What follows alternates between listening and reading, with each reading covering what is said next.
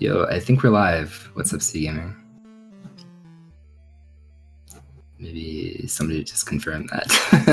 But, hi. I'm pretty sure we are. Okay. It was me that had to confirm that. Okay. Well, it looks like they are ready and they're about to go, so we should probably explain what's going on. I'm just kind of confirming and waiting, making sure that we're just not going to talk. This race is going to be a title screen for Bubble Bobble for like an hour. There's always kind of like that latency delay. So, race? Oh, there we go. Okay. Okay, so what's going on here? Welcome to everybody watching today. So we created an event a while ago. It was called Pocketful of Quarters. And the basic idea was you take things that basically sucked arcade machines from you in the past, or sorry, sucked quarters That's from you like from Rad arcade. Racer, yeah. Yes. So like black box NES games or like NES ports. Basic stuff like that. And the game list is kind of like right in the middle of the screen, as you can see. And the goals are both partial and full. So depending on the game, this one, for example, for Bubble Bobble, let's beat the first 30 levels. And I guess kind of before we get into it and stuff like that, my name is Junkyard Dave on Twitch, and then you are... Cat. Cat Kunuchi. And yeah, if you want to say anything, definitely do that. But I mean, you introduced things already pretty nicely, so... I don't know if I would say that. In Bubble Bobble, as I said, the first goal or whatever is beat 30 levels. And it's kind of weird because this game has like a lot of tech to it that I wasn't really aware of. Like I actually did do a full playthrough of this myself in terms of the run, and it was like 2 hours and 4 minutes or something that I took. But in terms of the stuff that goes into it, there's actually warps that appear. Actually, you can see it in the very top part of Berser's screen right now. He's popping like these little water bubbles very intentionally. And if you pop 20 of those, there's like a warp item that appears on screen. And I think it's an umbrella, and it has a chance to be red or blue. And depending on what spawns, which is completely RNG, it skips you ahead 5 levels or 3 levels. But as far as I know, like the actual spawn of the item is completely RNG. And also on Berser's screen, you can see him in the corner popping bubbles intentionally. And that actually does something. So there's like a 16% chance or something like that. The more that you pop those bubbles, you'll spawn a piece of candy. And also jumping up and down on a bubble does the exact same thing. And one of the pieces of candies that spawn is green, the other one's blue. And the green one, or the blue one, I forget which one is which, one of them increases the length of how far that you can shoot, and the other one increases the frequency at which you can shoot. So ideally, I think in the optimal kind of goal, you want to break those water bubbles. You want to intentionally break all bubbles, basically, your own bubbles, and jump on everything. Spawn the pieces of candy, both blue and red. Spawn the umbrella to do the warp. And then on top of that, not die. So continues are allowed. You see in Veritasi's side right there, he just died. We didn't want to make this like absolutely grueling or anything like that. And any game that has either continue code, we allowed it.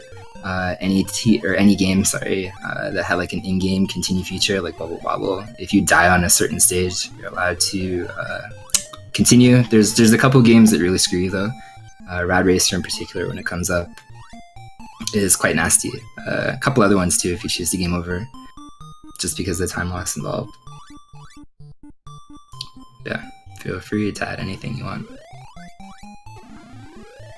But I mean, not really. You explained already. What? I don't know if you want to add anything to the text about that, or I mean, add more text or more things that you could possibly do. There's quite a bit still that goes into this. I mean, Simon did a lot of science on it, so there's quite a few things there. There's a great speedrunner named Zeemond, and he has the world record in this, and there's a lot of stuff that he figured out in terms of like spawn chances and other things like that. So Berser died. I'm gonna call him out on that. I did not expect Berser to game over. I honestly didn't. A lot of these stages, with the way that we kind of like constructed the goals and the marathon settings and stuff like that, the cutoffs are kind of like just before it starts to get kind of hard. So this one, I think, like when I went through it myself, it took like 8 or 9 minutes, and I did end up getting one of those warp items, so it wasn't completely that devoid of anything. But yeah, marathon. I don't know if it's marathon luck or burst error luck, or maybe burst error marathon luck. Might be a combination of all that. As far as I know, no, you know what? It's not glitch free. It's like probably 98% glitch free. And there's actually a really cool glitch that was discovered on Nico, I think, by some Japanese players, or maybe it came from like Russia or something like that. But it was like completely unknown, and basically on like a 2-player game, if you get all the way down to level 99, and on the second player you blow a bubble into like that old drunk guy, as he spawns, you can actually one-hit KO him, just one-hit kill him. And if you look up any kind of co-op record right now, I'm pretty sure it would be like that. I can't remember where it came from, so the source is probably wrong. But as far as I know, that's the only glitch that I'm aware of anyway in this game. In terms of, I guess, like other stuff like that, there's items that you can spawn. Oh, there we go. You see both Timbo and Burster at the same time getting the warp. I did not see which was which though. Berserker got a blue umbrella, but I didn't see Timbo what he got. Maybe because he's too. I don't know if they were on the same screen because I didn't see that before they were. I was watching Berserker. Yeah, so Timbo's on 19 though. So maybe he got the one that was a little bit better. So in terms of like the level stages and stuff like that, there's really not, I struggle to say that there's anything kind of hard in the first 30. Like right when 30 appears, that's when it starts getting jerkish. And I really wanted to make this one longer, but at the same time I thought, okay, whatever, 30 is a pretty good cutoff. And yes, there will be hopefully a display of glitches. Like right after Donkey Kong, for example, there's a pixel perfect thing where you can just walk through a partial part of the first stage. Did spoilers? Yes, maybe yes. Sorry. We'll just type that into chat. By the way, spoilers, guys. But yeah, so Donkey Kong is probably the first glitch thing that hopefully we'll see. I know Burst Air, and both Timbo and Burst Air have gone for that. It's worth actually kind of introducing the runners too. Burst Air and Timbo both have a PB of about a minute away from each other. And Infinite Mystery is known for being extremely blind. He just wanted to jump into this, so it's pretty blind on his side. And Veritasiu is also partially blind. As far as I know, he's actually got quite a bit of experience with some retro games. There's a thing on a website, whatever, maybe Gunstar can shed some more light, and it's called Retro Achievements, but it's basically like PlayStation Network, but for retro games. And he's actually top 10. So given the game, he probably has a lot of experience, or maybe not a lot of experience. I think it kind of goes both ways. So basically the top 2 screens are people that intentionally ran this or practiced for it, and then the bottom 2 screens are basically a race, blind against each other as well. So it's kind of a weird mixture that we have here. But there's quite a few people that unfortunately couldn't make it on short notice. And yeah, I agree. Infinite Mystery he's a cool watch indeed. I followed him forever on Twitch.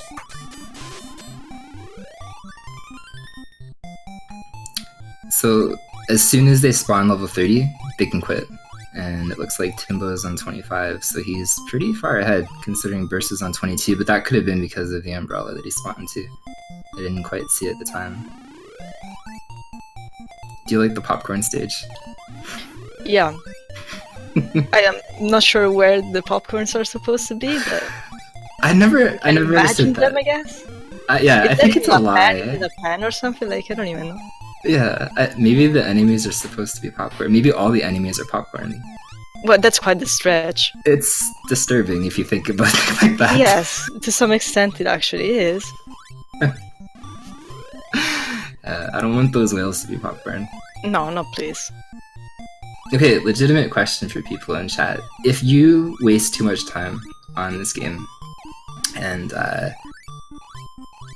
as a kid anyway. I was actually terrified. I was actually scared of that weird white whale thing that appears and tries to kill you. Like it has like this kind of suspenseful music when it spawns, and I was actually scared of that as a kid. Okay, maybe I have a point there, Keel. I always thought this was a pretty decent arcade port. The white whale is terrifying. Okay, it's not just me. Dude, subconsciously, that makes me feel so much better. You have no idea. Like, it's probably not likely we'll get to see it because I think everybody has enough experience with Bubble Bobble in this one. But another thing that's kind of worth pointing out is that I don't know if it's worth it or not, but Burst Air at some point acquired running shoes. And the running shoes makes the guy like speed up like crazy, but at the same time you lose a lot of control on the bubbles. So I'm not entirely sure if it's worth getting them, but both Timbo and Burst Air decided to pick them up. I think Infinite Mystery did the same at some point, because like he was speeding around more than usual, but I don't know if it was intentional or not. Maybe we'll see if Veritasiu can get to that umbrella. He can. Yeah. Okay. So blue is what, 3? Okay, 3. I guess red is the 5 one. So Infinite Mystery is caught up to Burst Star. Yep. That's excellent. It's actually funny watching Burst Star kind of stream some practice runs and stuff like that. He made mention that he did not particularly like this game. It gave him some troubles a little bit. So can be tricky.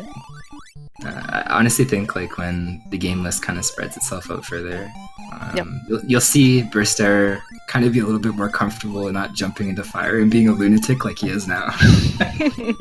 he'll settle down a little bit and calm himself a bit. Popcorn indeed.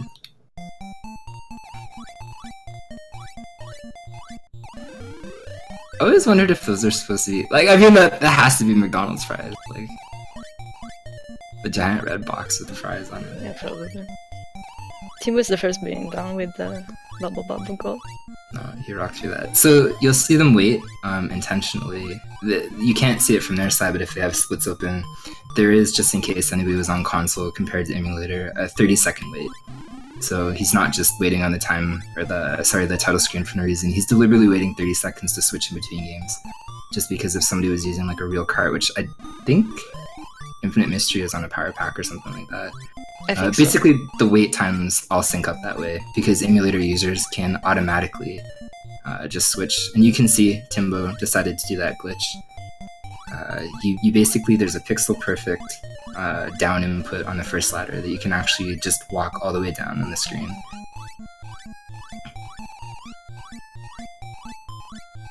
And if you're really, really good at Donkey Kong, which I don't know if many people are, honestly, you can actually jump from the spawn points of Mario, where Timbo is on this screen right now, and you can literally just jump across that platform, and you can dodge that fireball too. On the bottom part of the screen, you don't have to climb up many ladders or anything like that. And you take the elevator up. No, he took up the ladder up, and you can save probably like 20 seconds or something like that. So it's pretty interesting. And Burst Air and Infinite Mystery are basically side by side. Pretty close, yeah.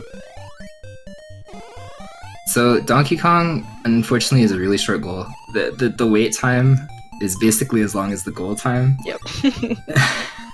The enemy, yes, I was just going to say that the fireballs here on this particular screen on Timbo's side are absolute jerks. They're completely RNG, and I think the one thing about them is like once they start climbing up or down a ladder, they have to commit to it. So they just can't go up and down ladders and kind of mess with you that way. But as long as they're moving around, I think they're RNG. I remember actually asking, of course, out of all people, I'll say it in a more kind of like polite way or whatever. I was actually in Billy Mitchell's chat and he explained this to me. But per frame, they decide to move. And yeah, so that's the end of Donkey Kong. You can just switch out.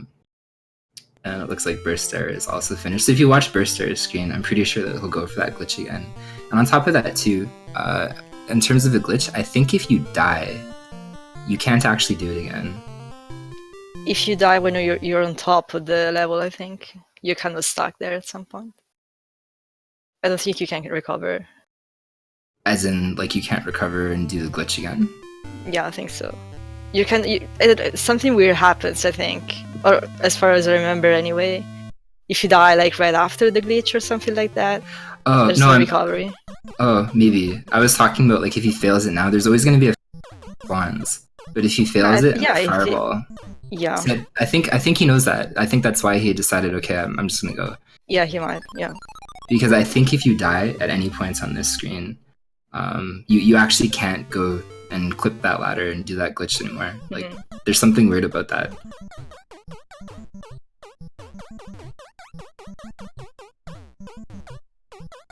Yo, what's up, Professor? Can you maybe rephrase that?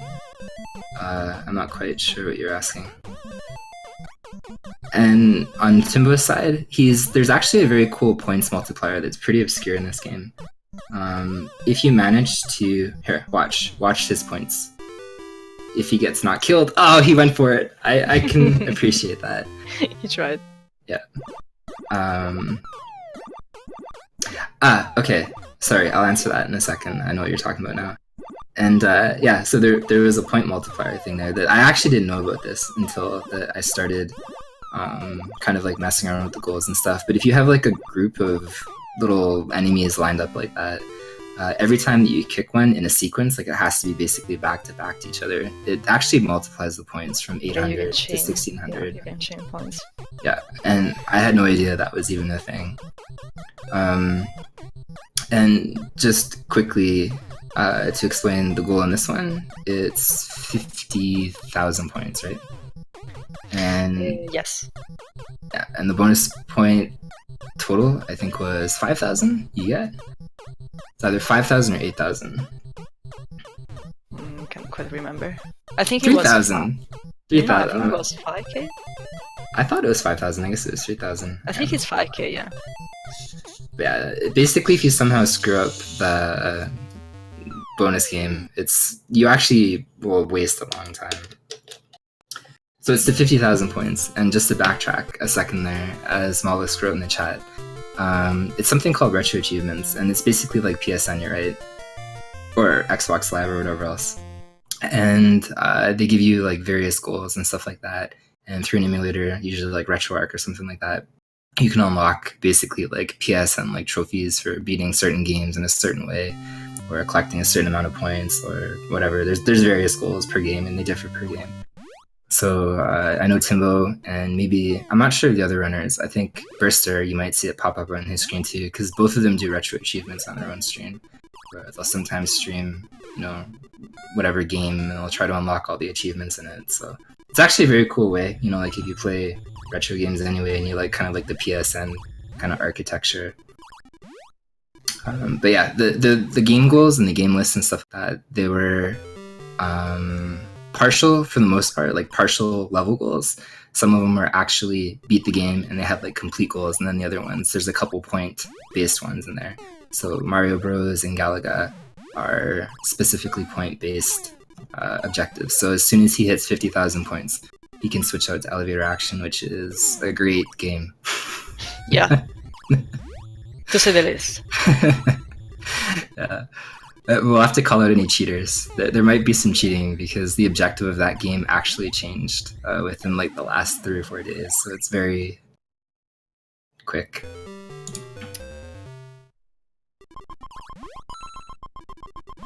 Elevator Action is a game. That's... It's a game. Yo, what's up, Birdman? So the new goal, originally when I wrote it, because I didn't just throw together like a random list and stuff like that and force people to play it. We actually tested out various goals and good cutoff points and stuff like that to make sure it was relatively fun. And nothing felt like it dragged on forever, which I failed in Gyro, by the way, because it dragged us on forever. But the old goal, I thought, was, okay, just get to the bottom and then drive off in the car. But I had no idea that actually in Elevator Action, there's like these little red doors that spawn, and they're completely RNG in which ones spawn. and all the red doors that spawn, when you walk inside as your character, you come out with like a little file thing. If you miss any of the red doors, you actually loop the first level. So you can actually go down and beat the stage, but if you don't collect all those files, the level just loops itself. So to actually get on the next stage, you need to actually grab all of the files.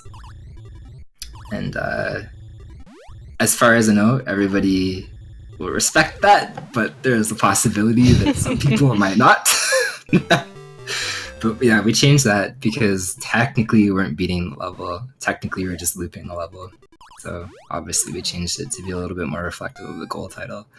But if you see people just go right to the bottom and ignore those files, then yeah, they're cheating scum.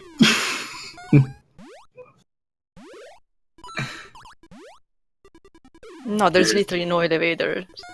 Yeah. Elevator action at all. The name might give it away. I'll leave it in suspense. It's already there. We'll leave it in suspense. There might be elevators. But Timbo's moving on apparently already. So it's worth noting actually on Burster's screen, if he dies and chokes a bit, it's actually painful because there's no continue feature at all. Not in Mario Bros anyway.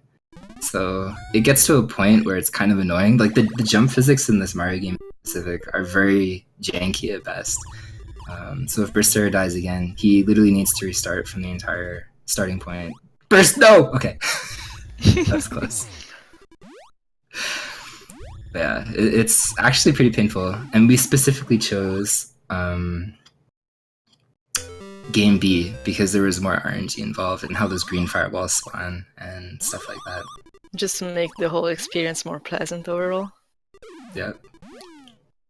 Using stairs and elevator action. This game is a lie. Maybe they meant to put You have to think of these possibilities, man. But yeah, no. And actually, I guess it's worth pointing that out ahead of time too for Gyromite, is the version, unfortunately there's no ROB appearances. They don't have to break out that robot and use it. We're using a special ROM hack version where they can control everything from one controller. So I've always liked Gyromite. A lot of people, turns out, when they were kind of practicing these things, do not like Gyromite. It's one of the more unpopular ones on this. But yeah, that's how they'll do it.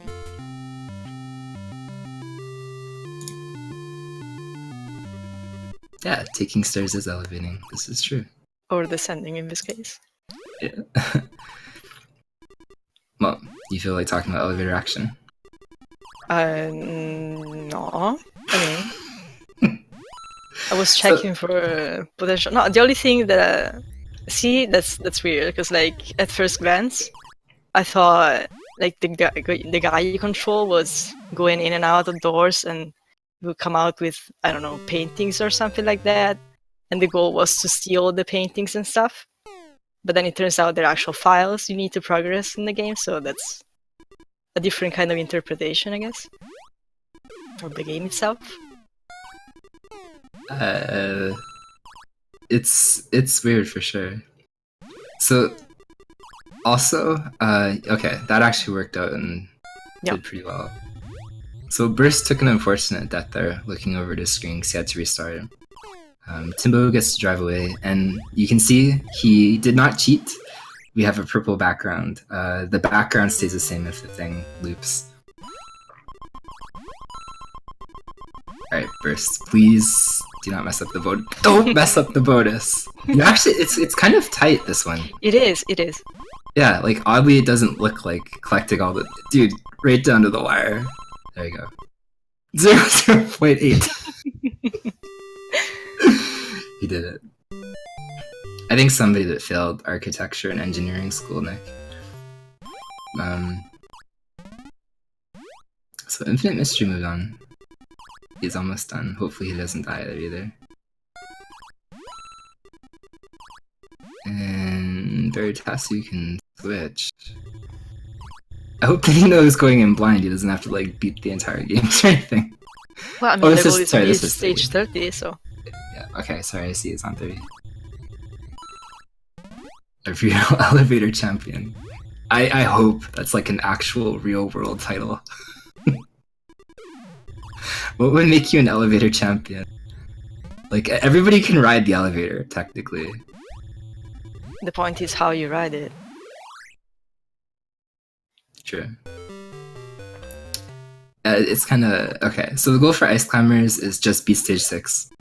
Again, the mentality behind picking that one was Stage 6 is where it starts to become a bit jerkish. So up until Stage 5, it's actually not that bad. And you can see on Timbo's side, he's just about to reach like the top part of the screen, and then there's a bonus thing, and the fastest thing that you can do is just walk off. You don't actually have to beat the bonus thing to progress or anything like that.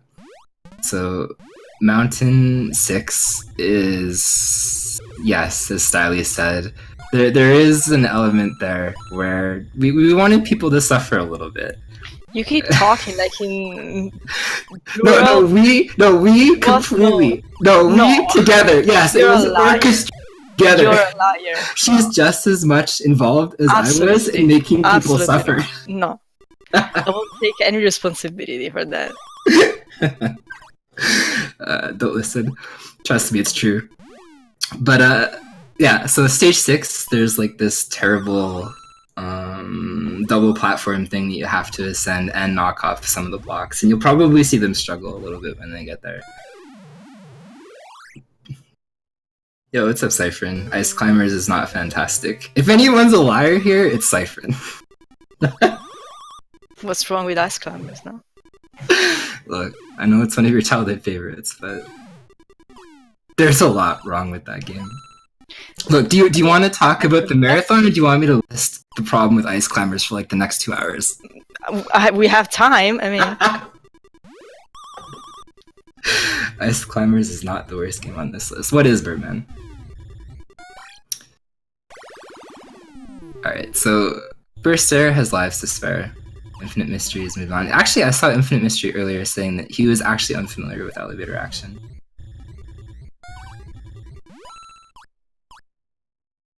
You know, the first part of elevator action is really where you just descend.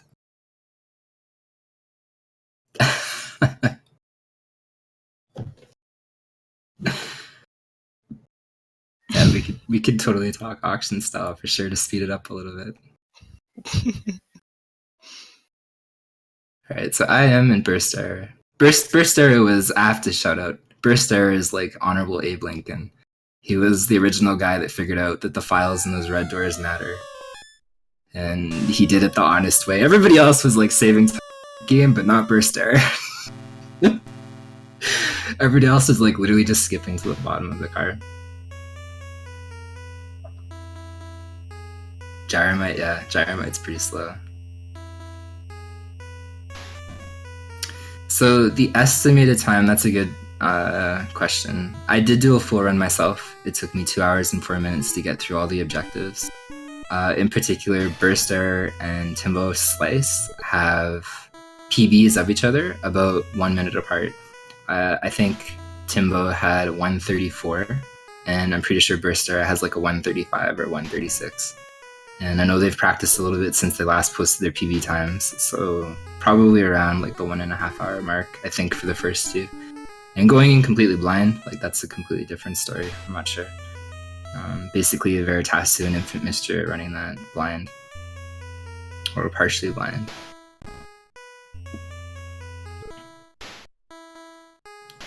So you can see this is where we, not me, decided Sure.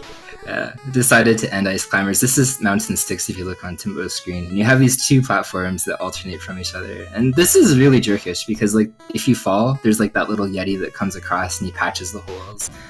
And it's pretty painful, like once you start making mistakes. Yeah, like there's not enough momentum to like jump and break something and then jump through the hole. Like you have to wait the cycles, but if you're too slow, then that Yeti will come and patch the ice. And if that's not the worst part, there's like these random conveyor belts, like those little treaded things right there. You can see it altered his movement. And then there's more alternating platforms that come up here. So it's really a great level. You see Timbo just walked off the edge there. So yeah, I decided after this one, it's probably decent enough. They suffered enough. But everybody that practiced this and went through it definitely said that this level sucked in particular. So Timbo's done. He gets to switch. He's free from Ice Climbers. He just has to walk off the ledge there. And he'll be moving on to Dig Dug, which is probably a step down, actually. A lot of people complained about Dig Dug as well. The longest game is probably Gyromite. Although I wouldn't say that. I would say in theory it's Gyromite. But if you want to exclude Tyson's Punch-Out, Tyson's Punch-Out probably is a little bit longer because the goal to that one is beat Bald Bull, which is the second, you call it, champion or whatever. But Gyromite is 15 phases, and that's a pretty one.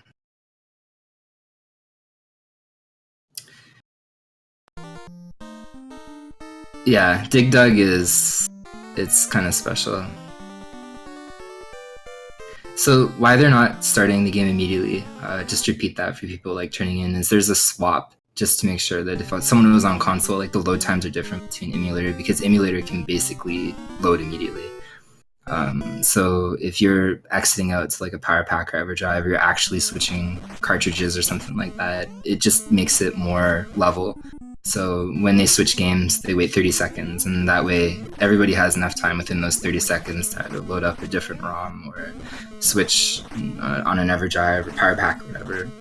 So that's why you kind of see them. And we tried to balance that a little bit. There's some things where you'll really start to notice it, but it just keeps everything more an equalized playing ground. So IM can get out of elevator action as well.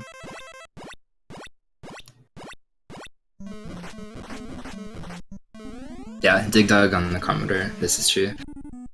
Well, what do you know about Dig Dug, Cat? Absolutely nothing would be a great answer. Really? Because, yeah, I actually don't remember ever seeing it, like, even as a kid, or like, because we had a Commodore back then, but definitely really? remember that. Yeah. I mean, yeah, not me personally, but I happen to play it quite a bit. Never seen it on Commodore, never seen it on NES, never seen it anywhere. So it's pretty new. Mechanic-wise, it's kind of weird. Like, you'll start to see the later levels, sorry, if you kind of watch Timbo's screen. The enemies are random in the sense that they can just start flying at you through the wall.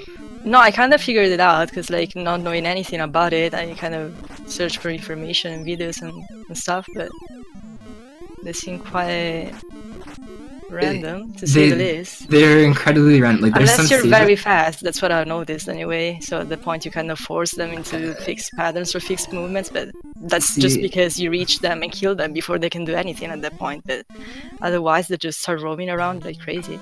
Yeah, I'm not entirely sure how that works, because, like, as you said, like, I think there's like a cooldown timer or something like that.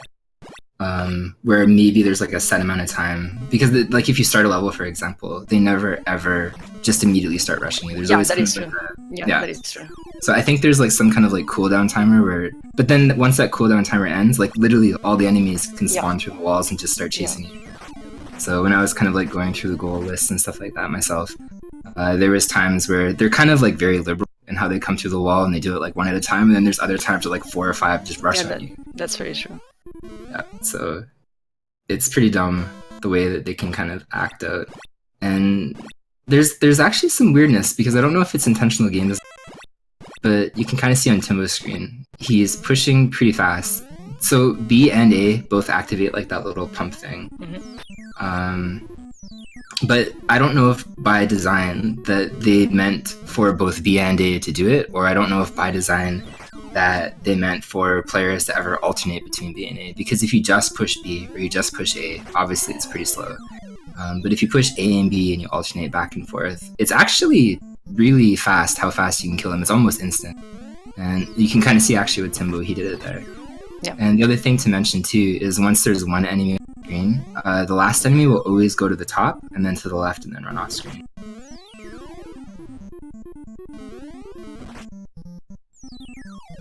Yo, what's up, Trails?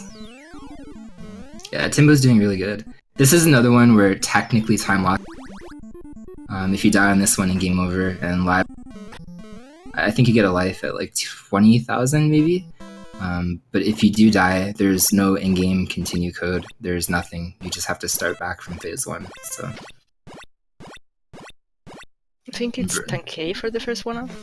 I think so. I know for sure during like quote an average run, where the goal, the objective in this one is 12 levels, beat phase 12. You do get 1-up, like 1-1-up, sorry. And then yeah, I can't remember if it comes at 10,000 or 20,000, but you're probably right when you say 10,000. But and same thing too, like with those little dragons. It's funny because you can kind of see Timbo on the last screen. He'll probably exploit it. You can dig like right up to the ledge of something, and then you can shoot the enemies. Like you can see right now, like he doesn't actually break that wall, and your hook or pump or whatever it is still goes through there. Yep. And it's funny because obviously I don't think they meant for that to happen. But the interesting thing is the dragons can kind of screw you over. They're actually equal. Because they can shoot fire through like the same little area that you keep alive. Yeah, so it works the same. Yeah. Yeah, so it's not just a one-way thing where they're completely trapped. Although unfortunately, like those orangey things or whatever they were, they're completely trapped. They can't do anything. Yeah, so unfortunately. So Kung Fu, that's I was actually pleasantly surprised by Kung Fu.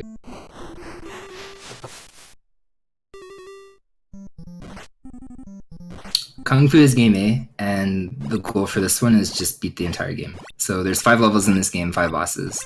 And as far as I know, either the patterns are not RNG, or there is some slight RNG in how the patterns and the enemy spawn. But I don't know this one well enough. The only thing that I knew when I was going through it was how to kind of like maneuver between all the enemies, because like different enemies do different things in terms of attack and how to get through the bosses. So it's probable and very probable that when Timbo gets to the boss, he'll just crouch and then sweep kick. The first boss has a really hard time with crouch attacks. And yeah, you see that sweep come out. It just basically... Oh, he's fighting back. You gotta give the boss credit. He's trying. He is. Okay, well, he died anyway, but he did try. It was a valiant effort in his death. And yeah, I wouldn't say that these are all arcade games, they're just arcade-like. That was kind of like the mentality behind it. I don't know if they all have cabs like that, but a lot of them obviously did. A lot of them don't.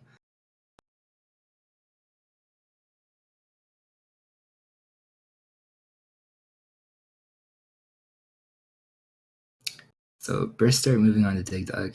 Some of these stages, like, I was just gonna say, the enemies themselves don't do a lot of damage. I was just gonna say that, dude, with Timbo. The enemies themselves. Yeah, like the enemies themselves are pretty forgiving in the damage that they cause, but like these weird things that drop and explode on you, probably because they explode on you, hurt a lot. But like the snakes and the dragons, and later on I think there's like ladybugs, they're all very painful. Yeah.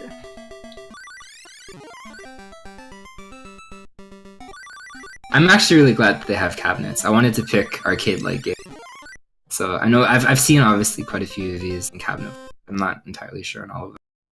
So I'm glad that, in theory, it's kind of like an arcade-friendly thing.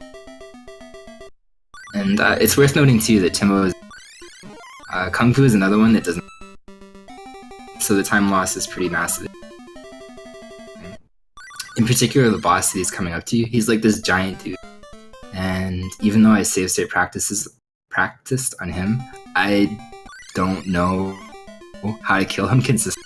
I think it has to do with like crouching and punching. It seems to be probably the best way to go. But if Timbo dies, maybe we can see kind of a catch up here between Infinite Mystery or Burster. And it looks like Veritasu is almost out. Rose to 40,000 points. Yeah, almost done. Yeah, the enemies in Mario Bros are really weird. Like, some of them are... Like, this level in particular is actually very free compared to the level that precedes it and the level that comes after. Like, these little fly guys that spawn probably have, like, the easiest pattern. You can see the boss fight coming up to Timbo. He does so much damage, and I'm glad that he got through that. Plus, he gained a life up in the process. Yeah, that boss in particular, I think 2 hits he can just kill you. And I would say out of all the bosses, minus the final guy with that Mr. X dude, he probably gave me the most trouble in terms of just wasting lives. This upcoming boss too, on Timbo's screen, this stage itself is actually very easy, and then the boss is kind of annoying if you take a hit back. So as long as you get through the stage without taking damage, you usually have enough for the boss, but the boss is very RNG, and if he decides to attack high or low, and based on whether he attacks high or low, regardless, you have to crouch and punch him. You can't hit him in the head, he'll disappear. So, and there's this weird delay that's unfortunate, and though he got through that too. But there's this weird delay, like after you successfully hit him, that he teleports away, but you can't actually move your character when he goes away. So it creates this weird thing because he can teleport backwards and he can still throw out those orbs or whatever he's doing and hit you. So you have to kind of be careful of that. But Kung Fu is really short, you're right, it's only 5. I think both. I think it's both. Some are midgets, some are children. But yeah, Kung Fu is only 5 levels. So you'll probably see most of the runners die on this stage. There's 2 knife throwers in particular when you get there. The knife throwers make all the difference. If you manage to get hit by the knives, or stabbed by the knives or whatever, you lose a chunk of health, and then Mr. X is pretty annoying in how much damage that he does to you. So there's strategy behind just running through everything. You'll spawn about 2 knife throwers. If you kind of wait around and stuff like that, you might spawn 3 or 4 when you get to Mr. X. And Mr. X, in terms of a boss, like, I don't know, man. You can jump and kick him in the head. There's a sweep tactic, so it looks like he's gonna jump and kick him. You can sweep him all day. Mr. X has a problem with sweeps, but he can't hit you. And the damage that he does, like you see, is a lot. So you'll see, I think if anybody dies on Kung Fu, it's going to be probably stage or stage 3. But it depends. Like, usually for the fight to go well, you can't take a hit even. Mr. X has a lot of damage, and he's pretty unbalanced in that aspect. So I like how it just keeps adding there. Midget elf leprechaun children. That's what we'll go with. The definitive combo. It's like that telephone game, just much worse. I like it. Yo, what's up, ZBR? Yeah, once you, like, the problem is again the damage output that he has and the limited lives that you get here. If you jump and kick, that's what I was gonna say. He seems to be actually like double damage or something with those head kicks. When I was kind of like learning through this and going through it myself, I had way more success with kicking him in the head than trying to sweep him. But I was just gonna say, when Burster gets to Kung Fu, he's probably going to exploit like this kicking thing quite heavily on Mr. X. He's got like this cheese strat you'll probably see. So, yo, what's up, Dodon? Welcome. And welcome everybody else.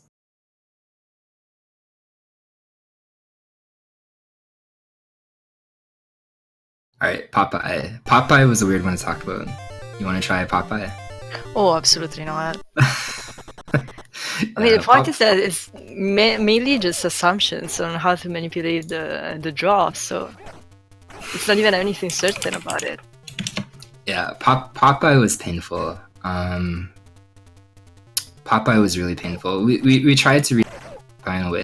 The world record, I don't think anybody's going to run it to record because the world record basically manipulates everything by frame. Yeah.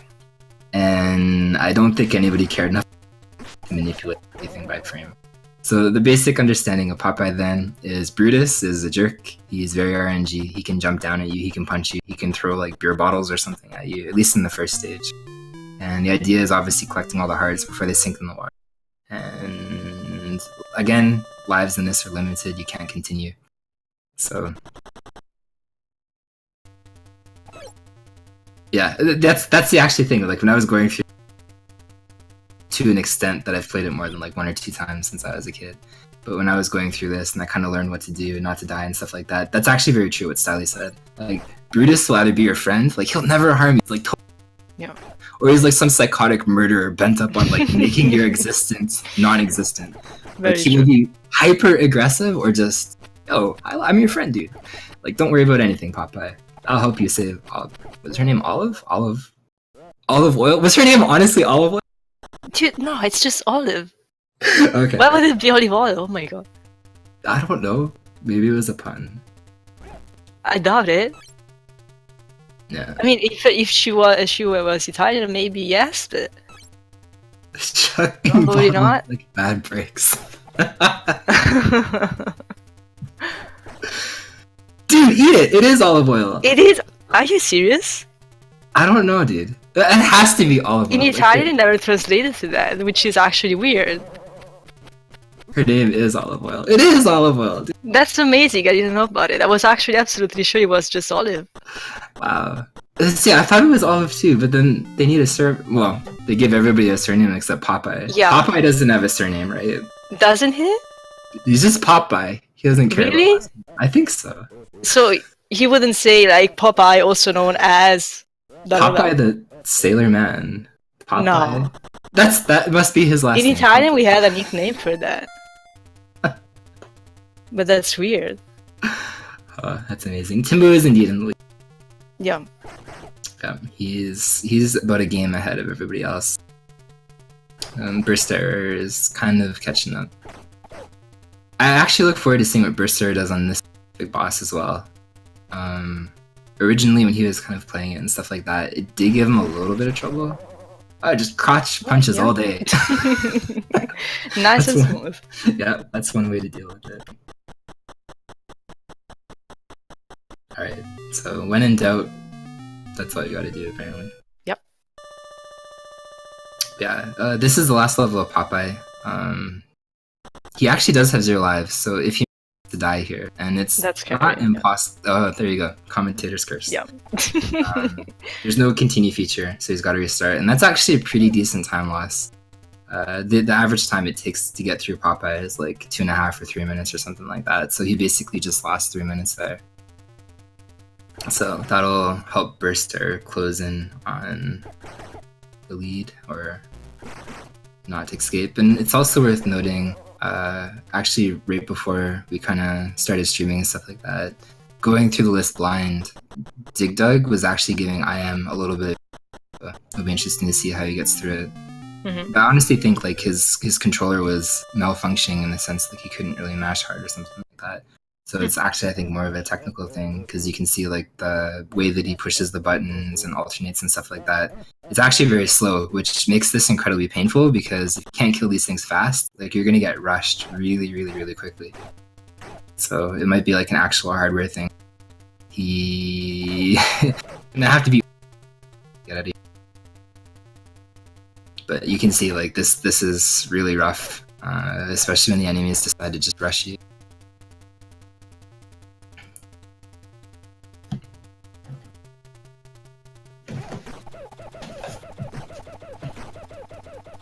Alright, so yeah, there you go. There's Burster's cheese kick, or you want to call it. Just sweep Mr. X like 40 times in a row. He actually has a hard time reacting to that. I think he's more programmed to jump away from like that head kicks and stuff. But because of that death, basically Burster and Timbo are side by side now. So obviously Timbo is still slightly ahead, but I'd guess and say only about a minute or something by this point. Yeah. It's pretty close right now. Yeah. So taketh and giveth. That is what Brutus does. Yeah, I think that was like one of the first movies that I went to go see in theaters way back when. The Robin Williams one. And the squid, there's like a squid or something and it terrified me. There's like an entire scene where he fights like an octopus squid or something like that, and I was like legit scared, dude. I'm very unfamiliar with that. I don't know if it ever made it here, honestly. Well, I'm scared of squids now because of it. Squids might be creepy. Yeah. So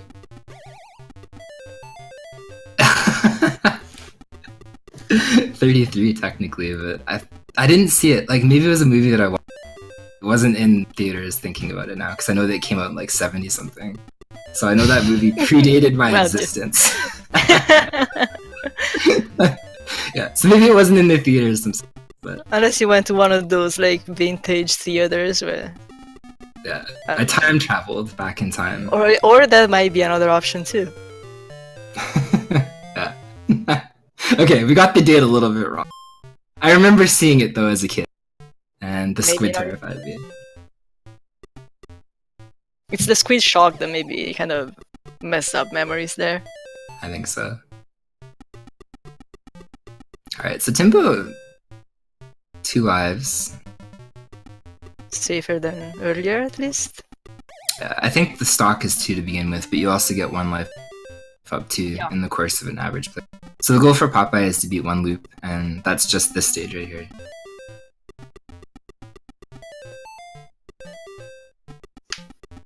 And the stages, I would actually consider the second stage very free, like in terms of Brutus and what he kind of does, and the stage layout itself.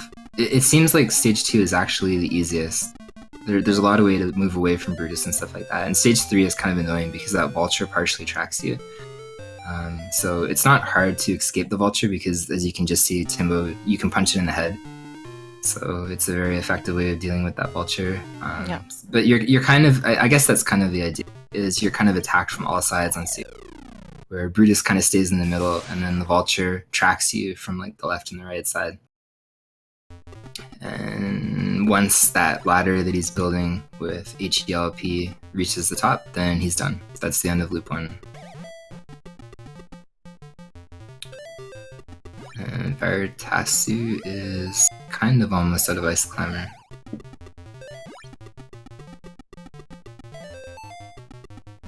Man, I've never seen the Goonies. See, that reference is exactly what I thought about when you mentioned that squid. Oh, it made me think of the octopus in Goonies. If they kept that scene, but they didn't. Man, no. I've never seen the Goonies. I've been told it's a mistake in life. So you missed out.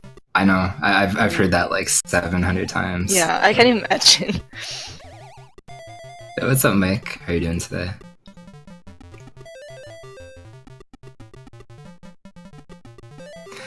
Okay, Rad Racer. Lovely. Yeah, I would honestly consider Rad Racer one of the most punishing games on this list. So the goal for this game is to beat 2 stages. It's not bad. But what makes Rad Racer bad is as soon as you crash, so basically you can see in the lower corner there's like a time limit there. And the time keeps going down. And if you watch this screen just for a couple seconds, let's keep talking while it happens, there's like invisible checkpoints that you have to reach periodically as you keep driving through the cars and stuff like that. But what makes this game so absolutely punishing, there you go. You see it just went up back up to 57. What makes this game like super punishing is as soon as you crash, like honestly even 1 time, maybe at maximum 2 times, the crash animation is so long, and getting back on the road and then getting back and driving and hitting those invisible checkpoints almost becomes an impossibility. So I know actually Burster, this is one of the ones that he's practiced quite a bit. But if anybody crashes, it's very possible that it's over. So at that point again, you've lost 2 or 3 minutes completely. And it's unforgiving in the sense that it's just like, it's kind of weird because I kind of hope they're really kind of pushing it. The maximum speed, is 255. But you'll see like towards cars and other stuff, they'll probably lower it, especially turns, but yeah, as soon as you crash, like dude, it's so hard to recover. It's only stage 2. You only have to beat 2 stages. And unlike a lot of the other games, there is a continuous one, but it only starts you at the beginning of the stage, obviously. So if you games over, on stage 2, then he still has to start from stage 2. And he still has to beat it that way. But there you go, watch. He's got 42 seconds on the clock. Burst Air crashed. it goes down to 37. We'll see if he makes the next checkpoint, especially if he crashes again. Like, it's so painful to hit those checkpoints once you crash. So I'd be very surprised if even now, crashing one time that he can beat stage 1. It's really unforgiving. Who would have believed, right? That they didn't want you to crash a car when you're driving. Okay, now for sure. I'm almost calling it. Burster might fail stage 1. So he's got less than, I guess, 10 seconds at this point to reach a checkpoint. And we'll see the punishing nature of Rad Racer come into effect here. That music means you're about to run out of time. But this is what I mean, like he did this for... Oh, the last second, wow. Dude! Wow, I was right. Hanging on by a thread. Alright. Man. All the RNG decided to give him a second chance there. But it makes the checkpoint even harder next time because you can't skid off road or like bump into cars or something because now it's so tight. So he's gonna run into the same problem with the next checkpoint without even crashing. Like he basically needs to like speed imperfectly at that. Volkswagen? Maybe. They're like all punch buggies or something. You can see how tight the next checkpoint is, even though he made no real errors, but 4 seconds there. So if he were to crash again in between the next checkpoint, for sure he would have been done. Yeah, this game is one of the few games on the NES. Really, it did not age well, trust me. But I do admire them for putting it in.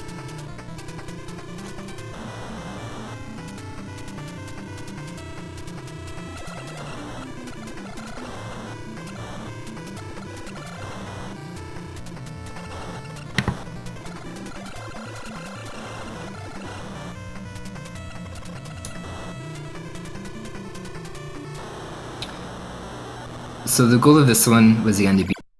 I actually... than... I think it's more so because there's not a lot of turns in stage 2. Mm-hmm. Stage 1 is kind of a little more curvy and it goes back and forth quite a bit, where stage 1 I think there's a lot more straight road and then it curves randomly, but definitely not as much as stage 1. So it's a lot easier I think on stage 2 to go fast and avoid crashes, a lot easier as well. As I say that. Yeah, literally. The literally jinx is real. Yeah, literally crashes and almost crashes into his signpost.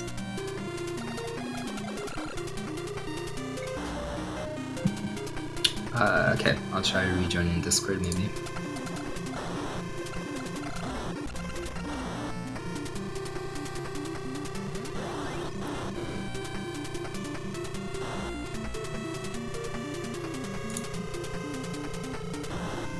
Alright, hopefully that helps. Discord is always kind of weird like that. So...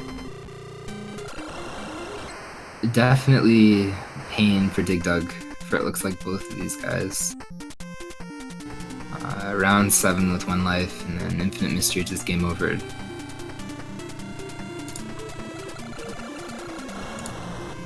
So it's pretty close between the top 2, and it's actually interesting to see lines between the bottom 2. Yeah, it's literally 2 separate races, basically. Yeah, like I find that actually really interesting. Yep. But definitely Dig Dug, a lot of people complained about that one in the sense that...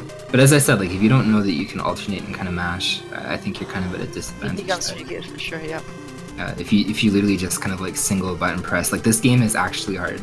But it's only hard, I think, because like the RNG is just so unpredictable, and your guy moves in a very specific way, so it's very easy to get rushed and killed. Yeah, it is. So when the car stops like that, it means you beat the level, so Timbo can switch, and I can't imagine Burster is much that far behind. So...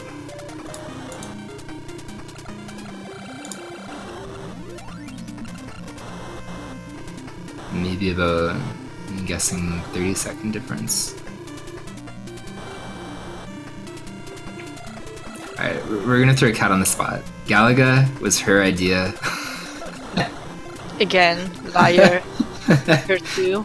Everybody disliked Galaga. Like a lot of people have said that one sucked on this list. That was not a game that people. And I'm enjoyed. among those people. It's a rough one. A lot of people liked it, but a lot of people disliked it. And the goal for this one was simply 30,000 points, which sounds easy, and it is fairly easy even blind, I think. But Galaga is kind of interesting because there's a bonus game that comes up, and every 40 hits, if you manage to hit 40 hits perfectly, you get 10,000 points. And there's also kind of like this little glitch thing where, I wouldn't say it's a glitch, it's obviously by design of the game or whatever, but you can let an enemy ship capture you, and if you let it capture you and then you destroy it, you actually get 2 ships. So I'm kind of curious if either of the people on Galaga go for that. Timbo probably won't, he just died there, because once you do that, no, wait, did he go for it? No, he didn't. Sorry, once you die there, it actually takes one of your lives, so... Oh, he did go for it, I'm sorry. Yeah. Okay, so this means these are his last 2 lives, but the benefit to this is you can take a hit, first of all, you're not dead, but then you also get double shots here like this, so you can kill things much quicker, and it also makes the bonus stage way better as well, because you have double the shots to deal with. So I think the task of this game is like 49 seconds. The world record is 52 or something like that. And on an average kind of like blind playthrough, because I did everything blind the initial time. And I kind of timed it that. It took me about 3 minutes or so to collect 30,000 points. You can see he's going to run through this really fast. He got all 40 hits there. That's 10,000. He's done already. So it's entirely possible to beat this in like less than a minute. But you have to do the bonus stage perfectly, and it definitely helps to do the bonus ship and get that extra ship as well. So it looks like Burster is going for the exact same thing as well. So probably, I'm actually pretty glad that Burster decided to do that.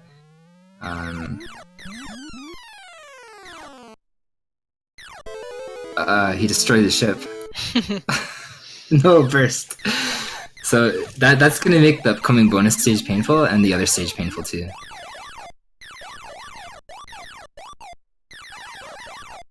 Alright, please explain Wrecking Crew. Why should I? Or how could I? I don't know. It's your job now though, so carry it. Is it because like there's math involved, so you don't want to risk it? Because like I'm on the same level thanks there, for exposing me. Thank you. I mean, I'm on the same boat, so yeah. It's not like I know any better. Yeah, no. Thanks for exposing my math skills that are poor to everybody. Yeah.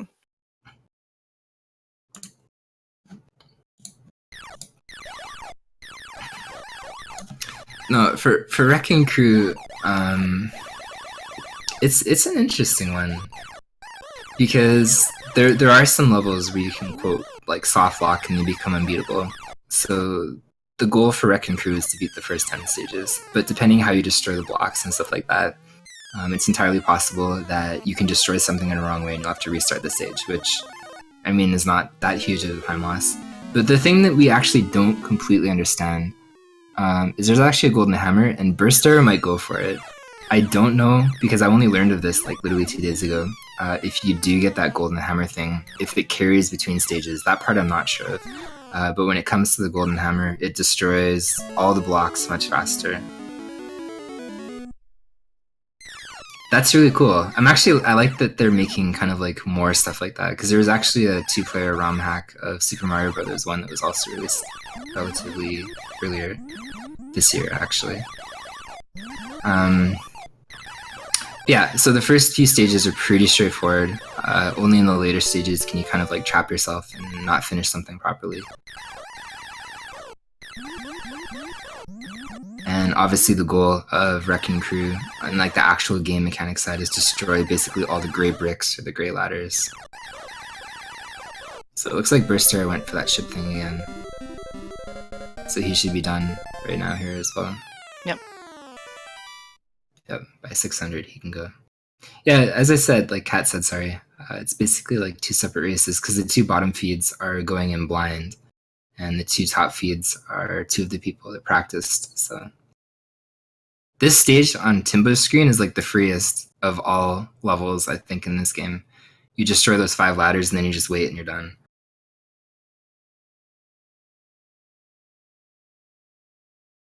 So I'm very curious to see if Burst goes for that golden hammer thing.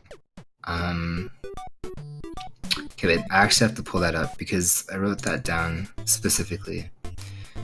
But as I said, like I don't know how to exactly set up. You can set it up on most stages, but the exact quote literally was to get the golden hammer. It's an equation based off the phase number, so the level at the top, and the number of times that you swing your hammer in that specific level. Then you divide it by 8. It says if your remainder is 1, you get the golden hammer after you destroy a third bomb. So not like they complicated that at all. No, absolutely straightforward. Yeah. So after you destroy the third bomb on a screen, it'll display like a little statue or something like that. And if you follow all that criteria and you destroy things in a very specific way, then the bomb unveils, I guess, that golden hammer thing, which destroys everything way faster and sooner. But as I said, the only thing I don't know is if it carries over between levels. I'm not sure either, honestly. Yeah, because if it carries over between levels, it's probably worth going for. Just because it would make sense if it did. Like, it's so complicated that I cannot imagine that it was just a phase. Phase all day. That's the thing. But at the same time, like when they developed this, it's not like people then intended people, like 30 years later to speedrun it, right? So no, absolutely. It could very much be like a single phase item. I'm not sure, but. As you said, like if it carries over between stages, it's completely worth going for. I remember Burst saying that there was a setup for it on stage 4. I think he's about to reach stage 4. So if he decides to go for it, I guess it would be in this level, if anywhere. If he doesn't go for it, then I assume that he looked at it and it's probably not worth it. So we'll definitely see what he decides to do there.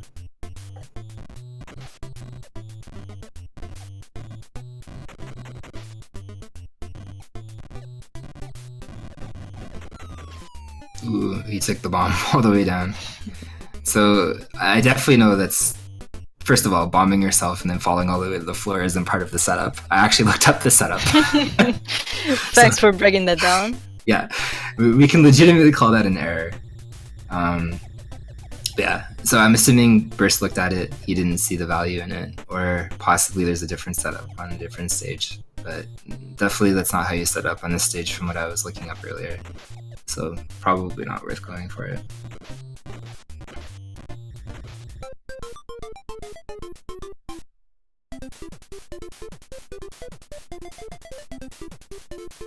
The bonus stages, this is completely RNG.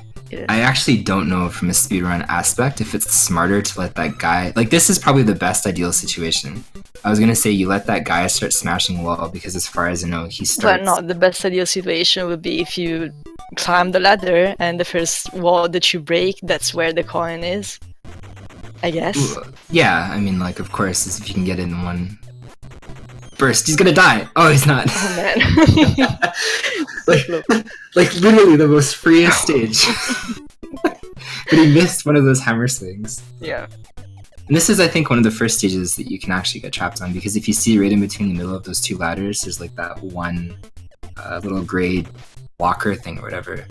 So if you destroy the first two gray ladders, and then you can destroy everything else in the stage, but then you're left stranded. You can't actually destroy that middle one. Yeah. So you actually have to make sure that those ladders don't get destroyed, and then you can destroy everything else now, and you can just go crazy. So he's not restricted in the sense. He can just actually fall and mean it this time. And yes, the fireballs are a thing. A lot of the game modes in this one, we pick game B. Game B over game A just offers more RNG. So I think Wrecking Crew is also game B. It was beat the first 10 stages, but in game B you start seeing things like fireballs and stuff. Yeah, Urban Champion, he is really kind of kicking ahead here. Urban Champion is... I really hope to see... I hope one of the two people that kind of learn to practice this go for the screen wraps. It's entirely possible to do a screen wrap in this game. Or if you kind of like hold left and let the guy come towards you, and you bring him all the way to the left side of the screen, you can punch him in such a way that he immediately warps all the way to the right. And he'll fall in the hole, and then it's done. It's actually pretty cool. And in theory, if you do 2 screen wraps, the goal of this game is probably less than a minute. Otherwise, you're dealing with a lot of RNG and how they move and stuff like that. So the goal of this one was to do loop 1 2 times, because loop 1 was pretty fast.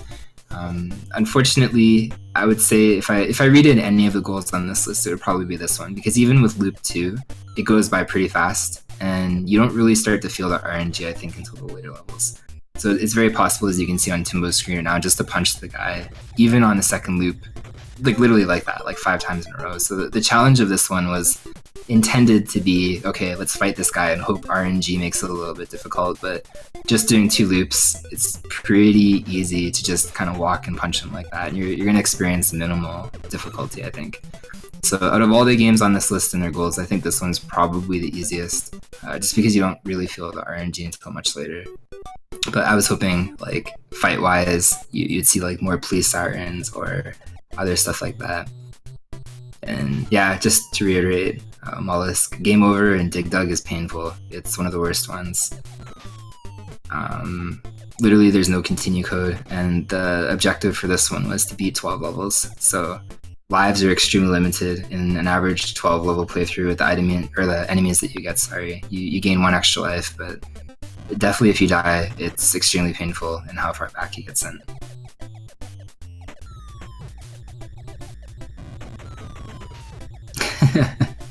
Because why not, exactly.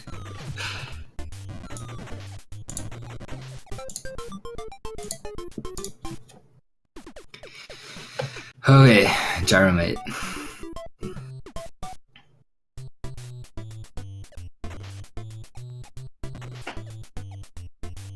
What did you learn about Gyromite earlier? Did you mention the fact they're playing on a hack, so they don't have to use 2 controllers or use the... I know you mentioned the absence of... Rob, yes. Rob yeah. was replaced, unfortunately. But yeah, no, you can tell them then. Reiterate that. Reiterate the concept of the fact that they're playing on a hack? Yeah.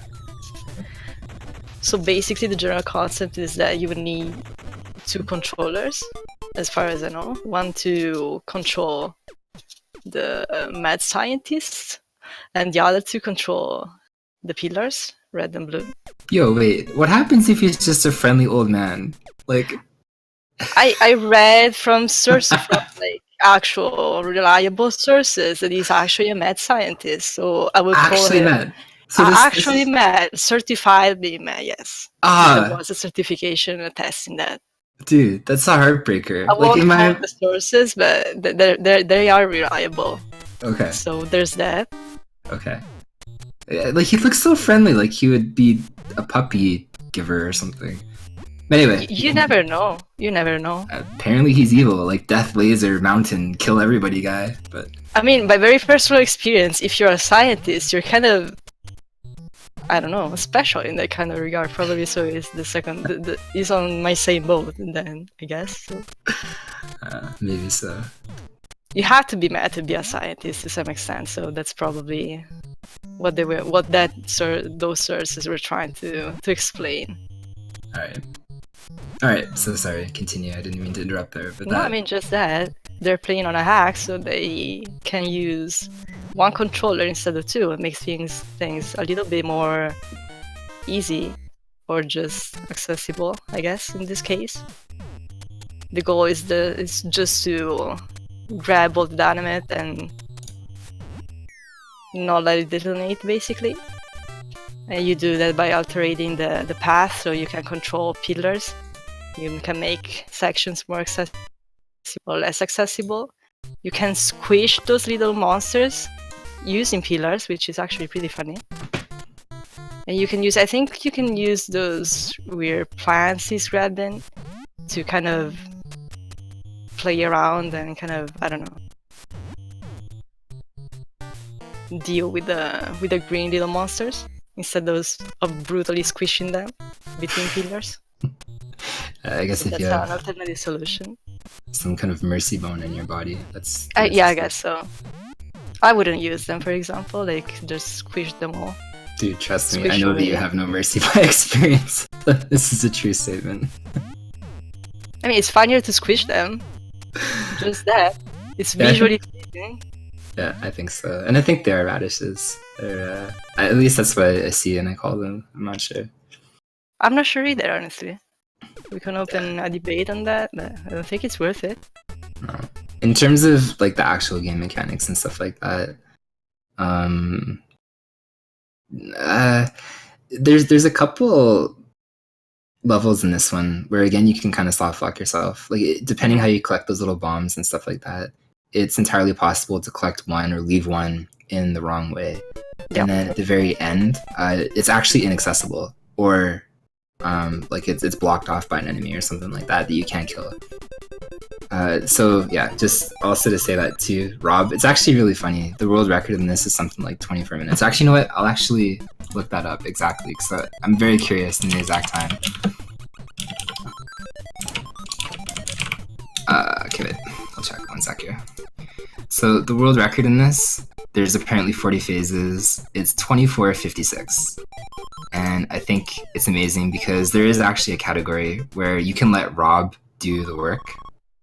And one of the runs on that board is 2 hours and 15 minutes. So Rob is a slacker. He sucks. Not quite the best partner to have in this one. But there's a huge difference. He's very slow in how he decides to interact or whatever with the pillars. The goal of this one is to beat 15 phases. It does kind of drag a little bit. At the time when I put this game on the list, I like the idea of Gyromite specifically being accessible to one controller. The problem with it a little bit is I thought at the time that there is maybe like a cool way to route all the stages and stuff like that. But it's pretty straightforward. Like by design, you're limited to how you collect those like explosive devices or bombs, whatever they're supposed to be. Because if you collect them in the wrong way, you literally soft lock yourself. Like you can't beat the level. So the precision that I thought might have been there, maybe is not. Like they still run through it fast, but you won't see for the most part kind of like variation or anything like that when it comes to individual games. Like if you watch, for example, how Timbo decides to do one level, and then even though Burst, you know, they've probably never watched specifically like a specific video or something. It's just basic logic is what I'm trying to say. Yeah. It'll boil down to them kind of being, okay, this is how you beat it. Like, for example, Timbo on, I'm not sure which level this is, but he finished with that bomb last. So just keep that in mind. He finished level 9 on the top left last. I'm sure Burster will do the same thing.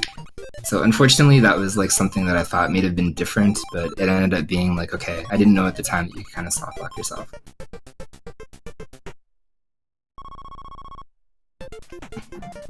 Hey, what's up, Fragmental? Not entirely arcade. They're arcade-like. So that was kind of like the goal of this list in this race, was arcade-like games. So some straight up kind of like launch titles. I think he's gonna get killed. He is. But the radish too close to that. Yeah, there's a couple score attacks on this one.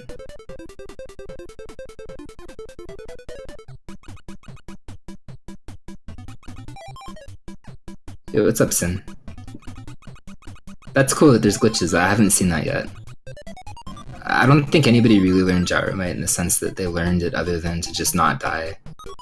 But that would be interesting to see if anybody did learn that and you can glitch through the floor. And yeah, as Fiesel said, like they're all kind of black box games or black box era games or arcade-like games or actual arcade ports on the NES. So that was kind of the idea behind the list, is creating kind of like an arcade type list of 15 games with various goals. So it looks like Veritasu got out of the internal damnation that is Dig Dug. I don't know if he has any experience with Kung Fu. It looks like he kind of died twice there, so my guess, yeah, he just reset. I was gonna say that's probably a good call there. So my guess is this one's pretty blind in terms of the retro achievements and stuff that he's done. Yeah, probably. For the people that are kind of just joining now, I know Veritasi does like a lot of retro achievements, so as far as I understand, some NES games he's probably very familiar with, but other ones, not so much. Yeah, arcade-like NES games is a great way to put it. That's true. So the goal in Gyromite was again to beat 15 stages. And again, retrospect, it drags on a little bit long. In terms of like actual timing, if you take out Punch-Out, this one's probably the longest. I think to beat 15 stages, even in a fast-ish way, not really doing any kind of strats or anything like that, it still took about 8 or 9 minutes. So most of the other goals in comparison are like 4 or 5 or 6.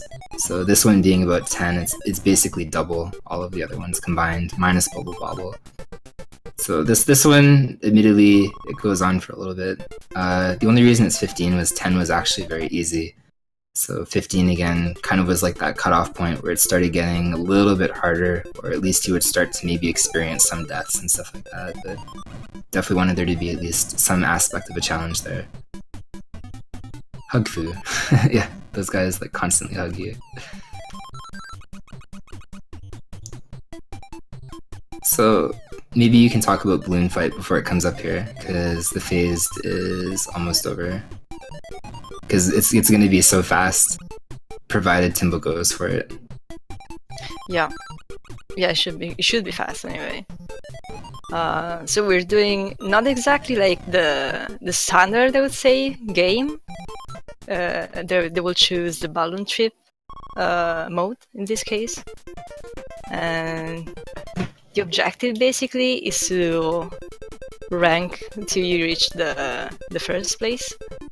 And you do that through collecting balloons. You keep floating basically, and you will have to just collect balloons on the way. What's interesting about that is that if you collect 20 of those balloons in a row as they spawn, you can kind of warp through ranks. So you automatically automatically go 20 ranks up or so, 20 or 30 actually, don't remember. So it's very easy at that point to make things even faster than they would normally be. I don't know if it's not rank 1, it's probably rank 15 we decided that's a goal, because like I'm getting confused probably with the actual goal for like normal speedruns. I think it was rank 15 we decided. Yeah, no, it was for sure rank 15, and I think it skips you ahead at least 20 levels. Yeah, I think at least 20 levels. I don't think it's 30. I think it's 20, but I might be confused by the number of balloons that you had to collect. Yeah, it's really weird. Way to kind of fast forward. Yeah, no, you'll see it. That's why I kind of wanted to explain it beforehand. You'll probably see Timbo go for it. As far as I know, both Timbo and Burster will go for it. They're both aware of that, yeah. But if you miss a balloon, like it has to be 20 balloons in a row. Oh no, Burst! He got munched. So yeah, you'll literally see it on Timbo's screen. Balloon, like the balloons that appear on screen, you'll have to collect 20 in a row. As soon as one passes away, yeah, he's definitely going for it. Yeah. But as soon as one balloon like scrolls off screen, you can't do it anymore. So if you watch the top part of the thing there where it says rank, the goal was originally to go through all of this and then get rank 15. But then Burster figured out by accident, just randomly collecting balloons in a row, that if you collect 20, he'll literally warp. And he's probably very close to that point now if you watch his rank. You'll see, and it's actually worth going, there you go, see? Like 40 to 17. So that actually dropped the goal like crazy. Originally, if you go through this and you take your time, it ends up being like 4 or 5 minutes that this was the goal for. If you do that warp thing, it literally turns like a 4 or 5 minute thing into like 30 or 40 seconds. So 100% worth going for, requires actually a fair amount of precision, not to like hit the electricity or anything like that. And that would mean Timbo is on the last goal, which is Mike Tyson's Punch-Out, which is a pretty cool game.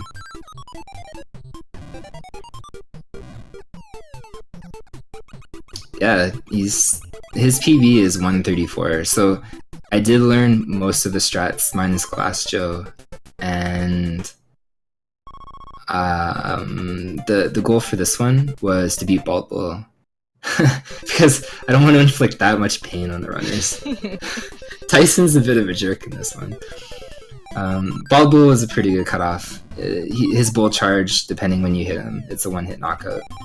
So Glass Joe is the only one that I don't really know how to talk about, because I know it's possible that Glass Joe does like this little dance and he'll try to hit you, and if you hit him in his belly specifically when he's about to hit you, he will get knocked out. Like right here, you'll see it's always at 42 seconds, so Timbo went for that. But the thing about that is once you knock him down, he'll get up. And I don't know the strategy behind Glass Joe and how you knock him out, because I think you can knock him out with star punches and stuff like that before.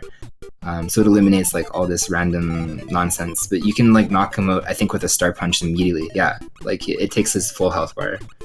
But yeah, basically that's the idea. And you can get a triple knockout, I think 47 or 49 seconds or something like that if you stockpile 2 star punches, but I don't know ideally how you do that. Or maybe you're supposed to have 2 star punches and then you knock him out from his belly and then you star punch him twice or something like that as he gets up. But... So Burster, I think, just killed himself. He did. Or he's trapped, actually. If you give that guy a radish, it's forever long. You have to wait for him to walk back to squish him, or yeah, you just die. Alright, thank you there. I appreciate that. So it is 42 seconds, I thought so. Because I know for sure that that's a thing. I don't know how to do that one myself personally. Because I did go through and I learned like all these games and stuff myself. But that was one that I did not learn yet. So is it a frame perfect after you've collected those star punches? Or is it a frame perfect, like one random frame perfect, regardless of knocking him down? I don't think you collect star punches at all, actually. No, because there's a buffer thing that they do, I think. Yeah, but it's at the end. Like, you can just set it up so that, like, at 40 seconds, he always backs off anyway. I don't know the exact setup like before, like in the first 40 seconds. You can buffer like a gut punch basically once he backs off, so it's always like a 42 knockout at that point. But I don't know the exact setup again for the first 40 seconds. Huh, that's actually very cool. I did not know that.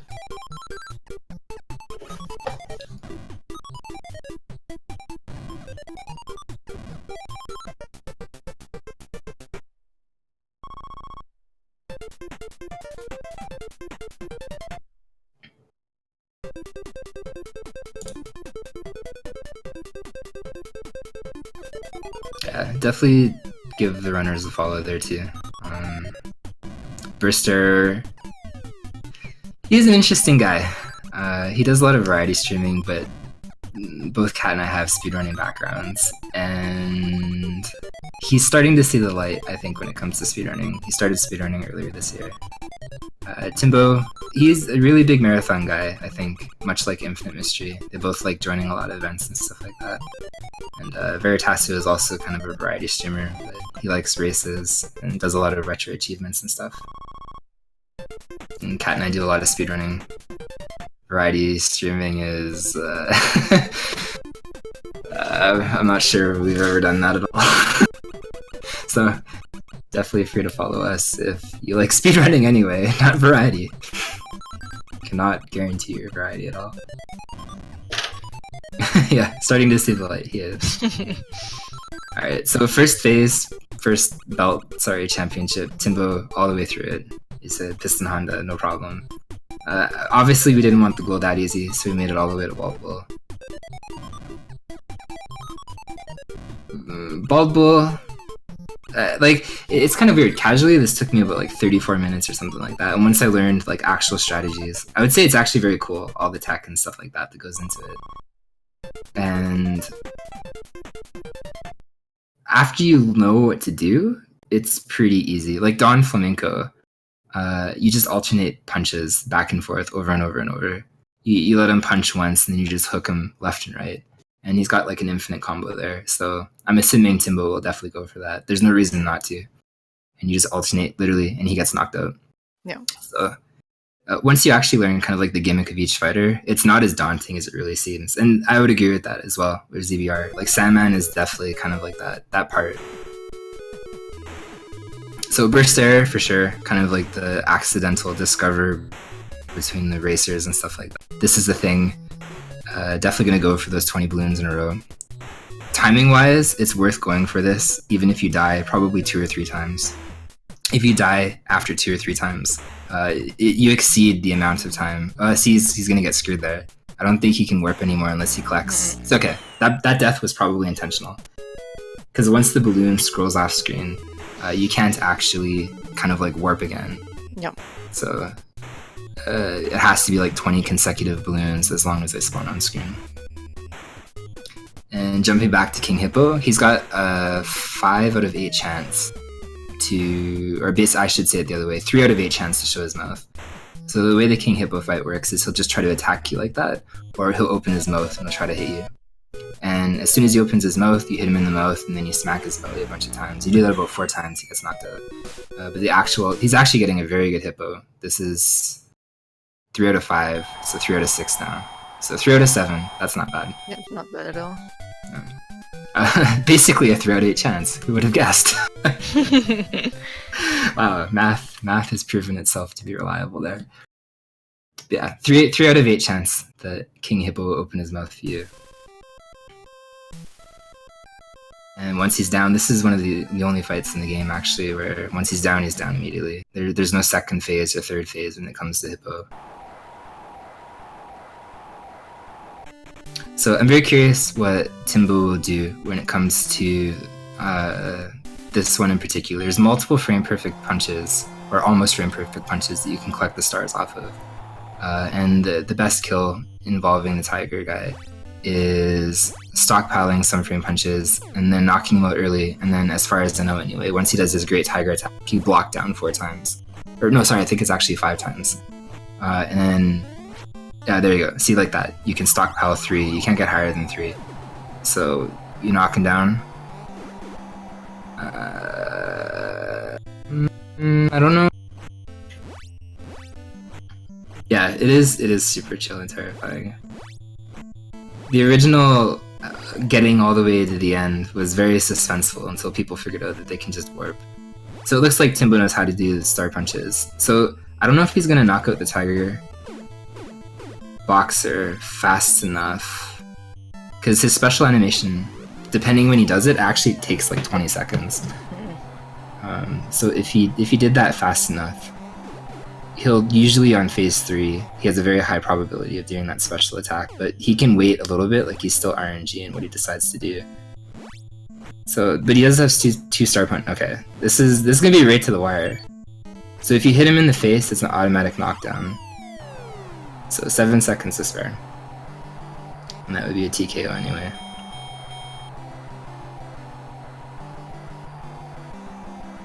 So pretty close. I think, you know, unless something goes catastrophically wrong or something with Timbo, he's probably...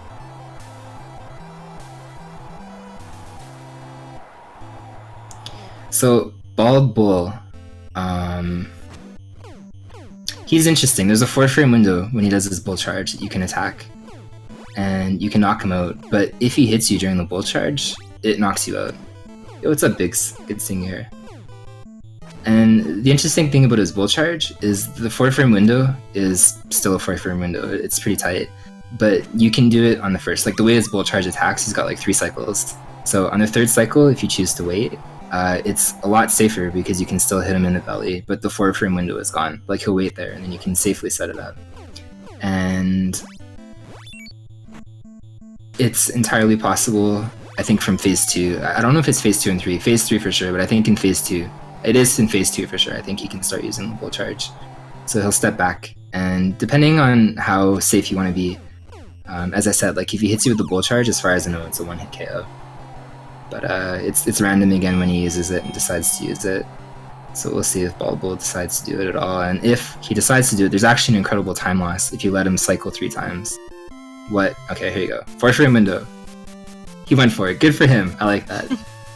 So ideally, you want him to do the bull charge 1 more time like that. Very high chance in phase 3 that he'll use the bull charge again. And same thing. You just want to do the 4-frame window. You don't want to let it cycle like that.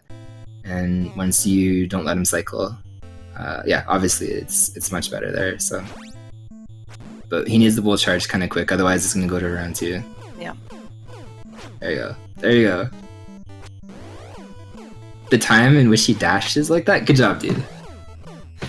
The time in which he dashes like that is also random. Like, he can kind of dash immediately. He can take a few seconds to charge.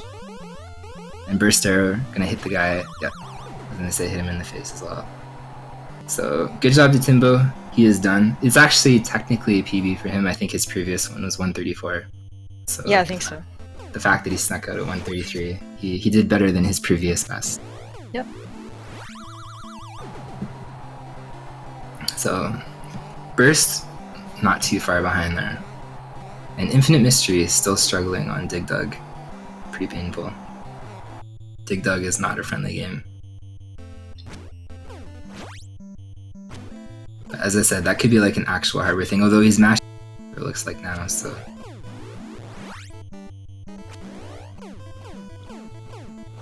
Hopefully he can get through those phases better. Yeah, probably just something you needed to figure out. Yo, what's up, Boop? Definitely hope so.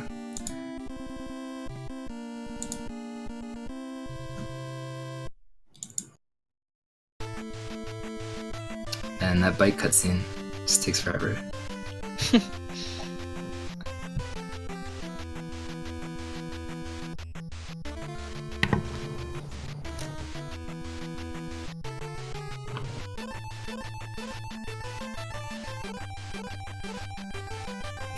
Literally forever. I didn't realize it takes like...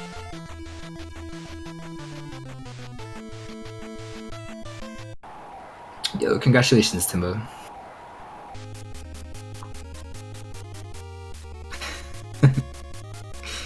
Glad to be done with that.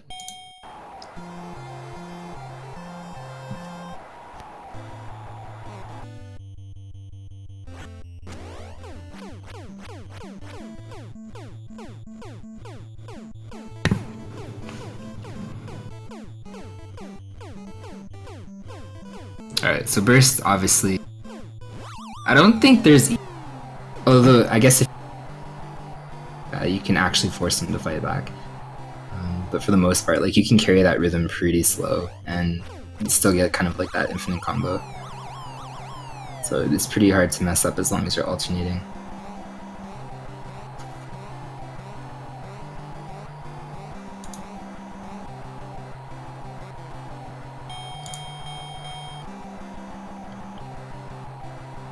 No, nice run indeed, Timbo. That was good.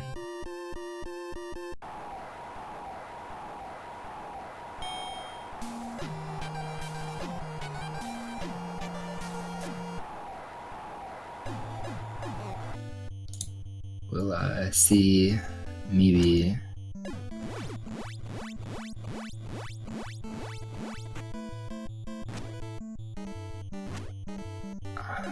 maybe, well, I mean, burst is right behind you, so maybe once burst is done, we can get you possibly in here for an interview or something like that. Tell us what went wrong, what went good, what went bad, and how you're victorious over burst, how it must make you feel better as a human being. Hopefully, maybe it's something that we can do.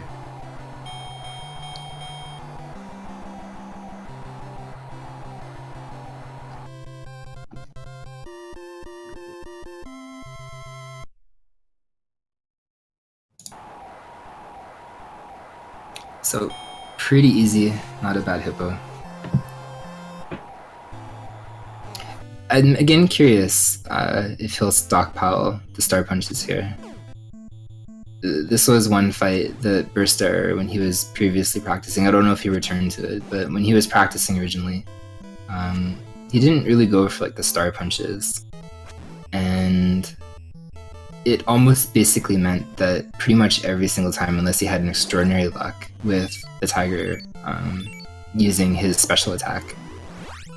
Okay, he learned to star punch, that's good. Yep. I was gonna say, it basically always carried into a round 2 fight. So the fact that he figured out how to star punch there, he definitely went back to that and fixed it up.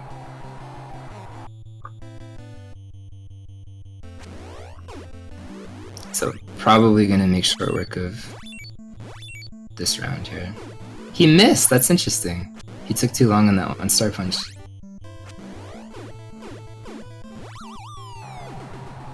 So again, pretty close. It's gonna be pretty close, depending when the tiger uses his special attack there.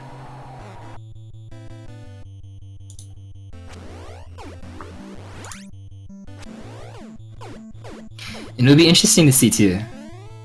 Burster, originally when he was kind of like practicing this, he took Ball Bull very safe. Okay, yeah, there's more than enough time here. But he originally took Ball Bull very safe, and he waited very much on the third cycle each bull charge. So it usually pushed that into round 2-2, so I'm very curious if he's kind of going to risk it like Timbo and do it within the first 1 frame, or the first, sorry, 4 frame window. And hopefully, I am kind of literally running for his life, literally. Yeah. But he's on phase 10 of 12, so hopefully he can get out of... Just look at him run, dude. Yeah. Hopefully he can get out of this. He sure is close. Oh, he's figured out some kind of mash thing works. Yeah, no, for sure. It's going much better. Yeah, so as long as RNG doesn't just jump on him like crazy. Hopefully he can get out.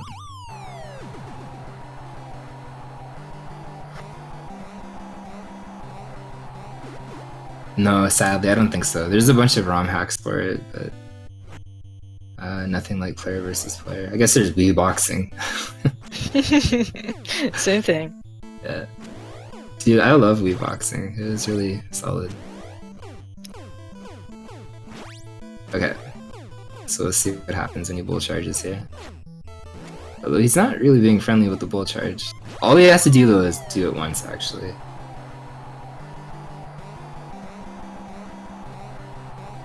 Did the Wii version have a 2-player mode?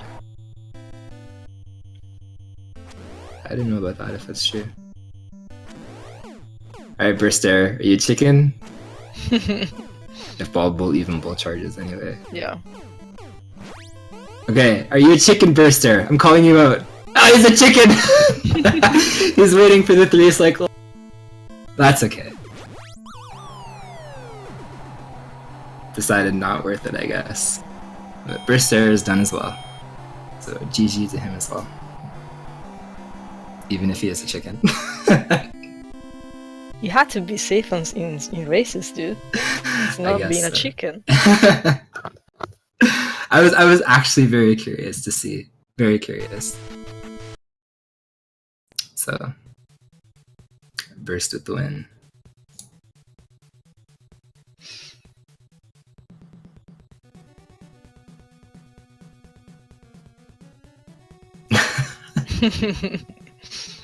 If you highlight Burst emote, literally, you'll see it's probably the longest emote string on Twitch. Burst 1 feels Karnov, man. But congratulations, Burst. Maybe, is it possible that we could get them in for a quick interview or something like that? Would you guys be okay with that? I don't know if that's something that we can set up or not. But you can tell us what went wrong, what went good.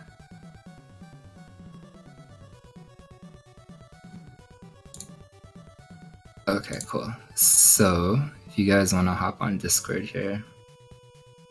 Oh, give me 1 second. I'll just have Discord open. Give me 1 second here.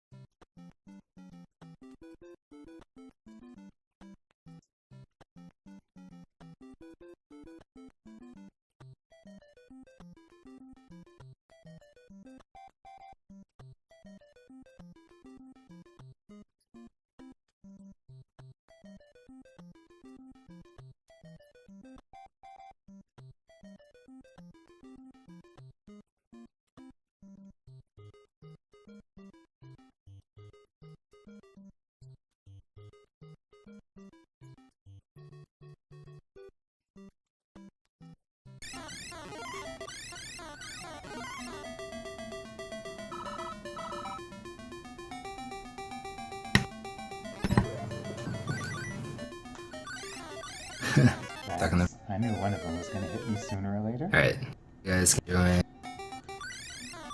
join. Just hop into the commentary channel.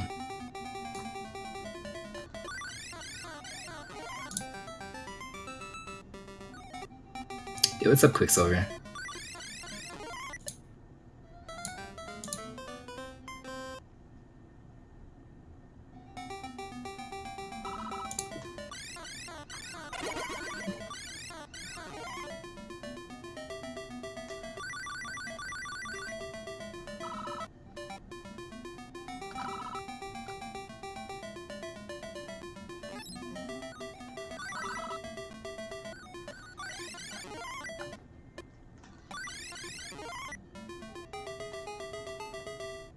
I did not expect that enemy. I sent it, sorry, to your guys' messages, by the way. If you're looking for it, that's where it is.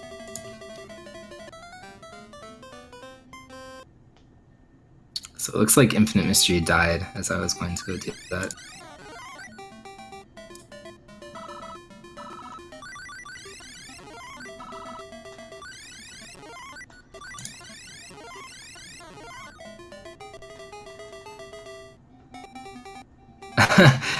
If you guys wanted to interview in the first place, I probably should have asked. First, Timbo, do you want to talk about what happened?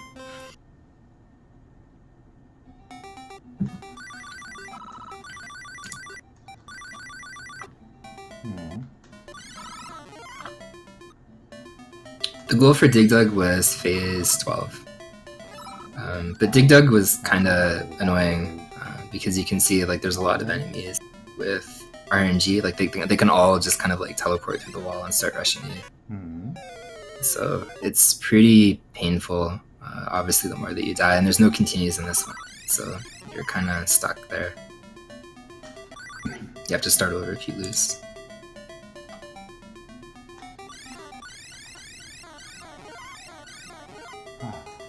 Thank goodness.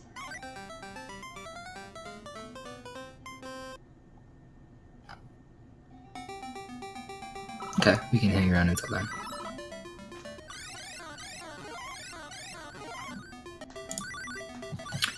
Yeah, Dig Dug was not an extremely popular one. A lot of people obviously complained about it.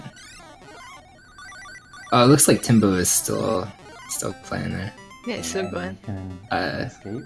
Okay, maybe we can message him. I'll go do that quickly then. Is that two?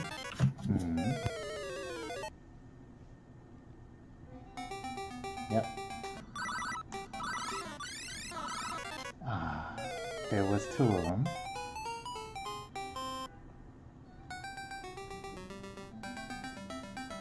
It's so hard to tell sometimes because of the enemies overlap.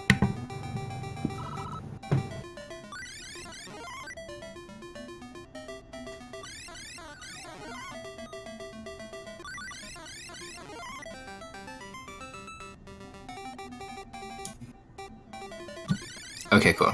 He decided yes. So either wait for Burster as well. Into voter setups, or I should have looked for any of them where there was only where two of them weren't overlapped. Yeah, no, Dig Dug casually. I think it took Timbo like 40 minutes to one of the first times, and he kind of blindly went through it. So it's pretty painful. It's definitely pretty painful. It's definitely not free if you go in blind. No, it depends completely. They're relatively okay, or really annoying really fast. Yeah. It depends totally on what the enemies decide to do and how they spawn and how they decide to rush at you from those walls and dirt and whatever. So it's kind of a weird one for sure.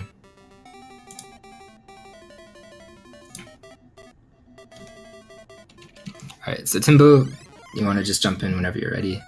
I guess we can do you separately from Burst, or Burst can just join in whenever he's ready. Round 7 last time was almost effortless.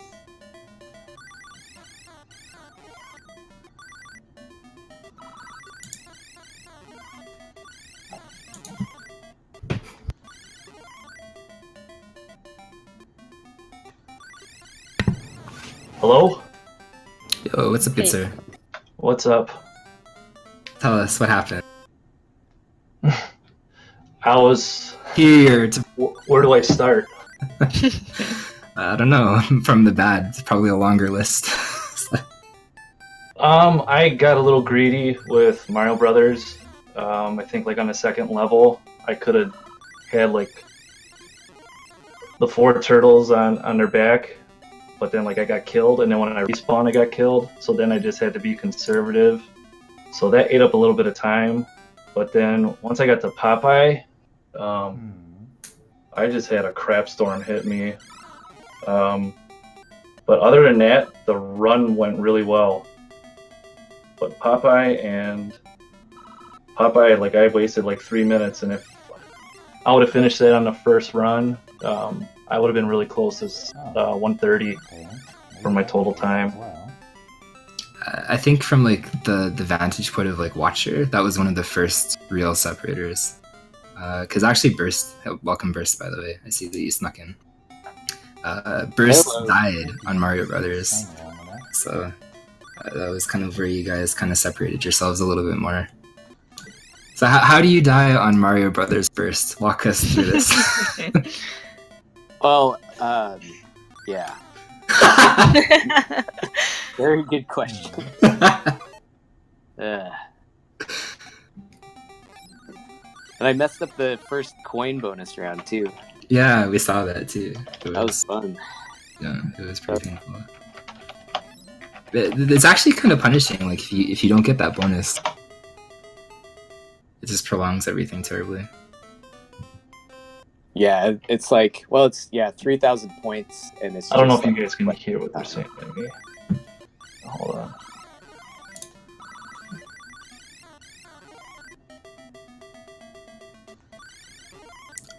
Whoops.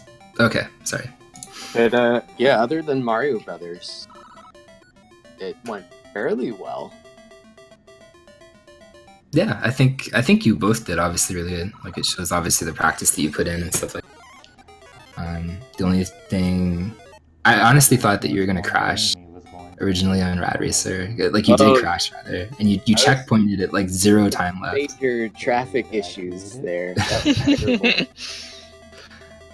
That one checkpoint, I was like drifting in with no gas left. No, literally. You checkpoint or you hit the checkpoint at 0, literally, and then the next checkpoint you hit at 4. So it was very tight. Yeah. So, where was the bad parts for your run? Where did you do better than expected? Let's see. I did pretty bad in Mario Brothers, of course. I had some trouble with Donkey Kong also for some reason. But I got gold splits on Dig Dug, Kung Fu, Popeye, Galaga, Wrecking Crew. I wasn't expecting to start saving time the rest of the race after the beginning of it, but I guess I got my nerves under control. Yeah, no, nerves are a thing. It actually surprised me too, kind of like watching you and stuff like that. Because it was interesting to see where you kind of up the holes from last time. Although I don't know if you're listening to the commentary, I called you a chicken right at the very end because you still waited on Bald Bull. yeah, I wasn't getting around with Bald Bull. All these little things, like you can see where you went back and you fixed it and stuff. But I was literally thinking like, I wonder if he'll go for like the first charge, but no. So I do apologize for calling you a chicken, but you're a chicken. You're not sincere when you apologize, so try.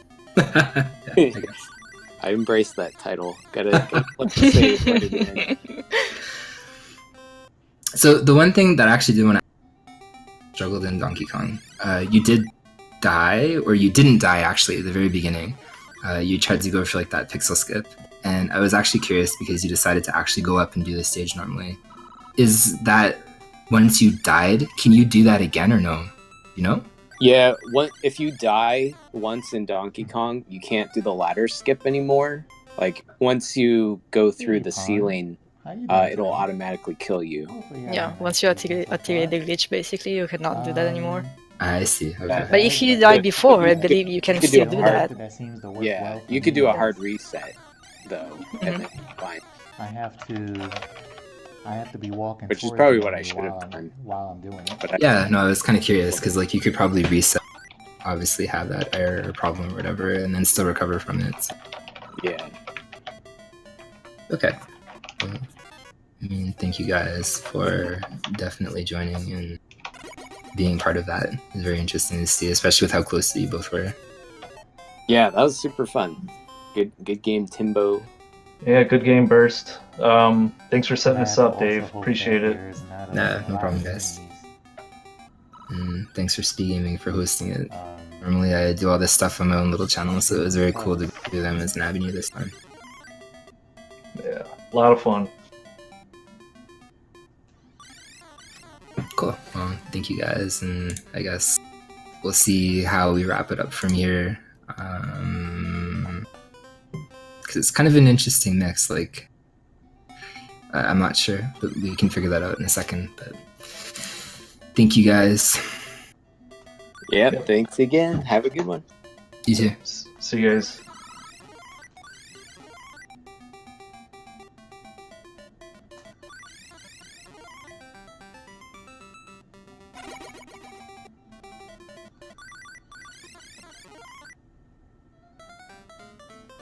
even with good pumps, Okay. So, definitely quite hard to get away from enemies. all of them. It's actually Type into. It's only one letter, dude. Okay, there we go. Apparently, yeah. Apparently, we can't type it. But definitely give Burst there, and specifically Timbo a follow. Obviously, Veritasium and Infinite Mystery as well. But they did great. Everything's good. Definitely really cool people. Definitely like them a lot and have good personalities. Do more variety streaming, kind of events and stuff like that. But Burst does speedrunning too.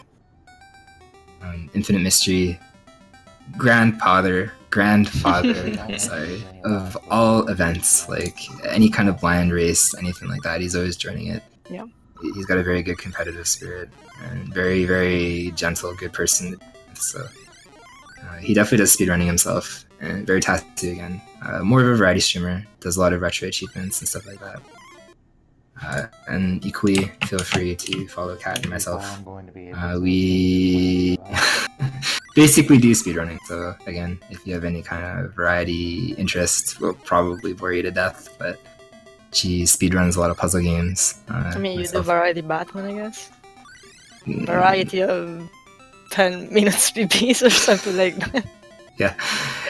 I speedrun like Batman and X2 and a bunch of other stuff. But Farmer, how you doing today? variety wise, you NES version. added me. So definitely add the other people if you want variety. But we'll hang out for a little bit and we'll see what they do and what Speedgaming wants to do with moving on and stuff like that. Yeah. As the other two people are obviously Veritasium and Infinite Mystery, but they enter kind of blind. But blind racing this, it might take quite a bit. So I'm not sure if Speedgaming has a different schedule or someone else is slotted or anything like that. So we'll check with them and see what happens.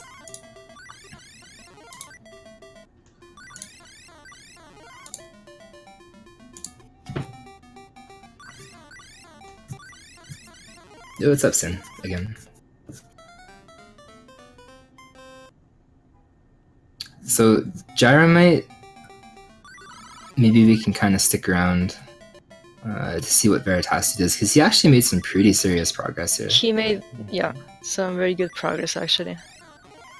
So maybe that's what we can do in the meantime, and if somebody else wants like a slot or something like that, we can give it to the next person. But in terms of like the actual game and stuff like that, as I was saying earlier, Veritasium does like a lot of variety streaming, but again, he does a lot of things with retro achievements. So kind of interviewing the other people and the other racers, I didn't quite see his progress, but he made like some serious dents in progress here.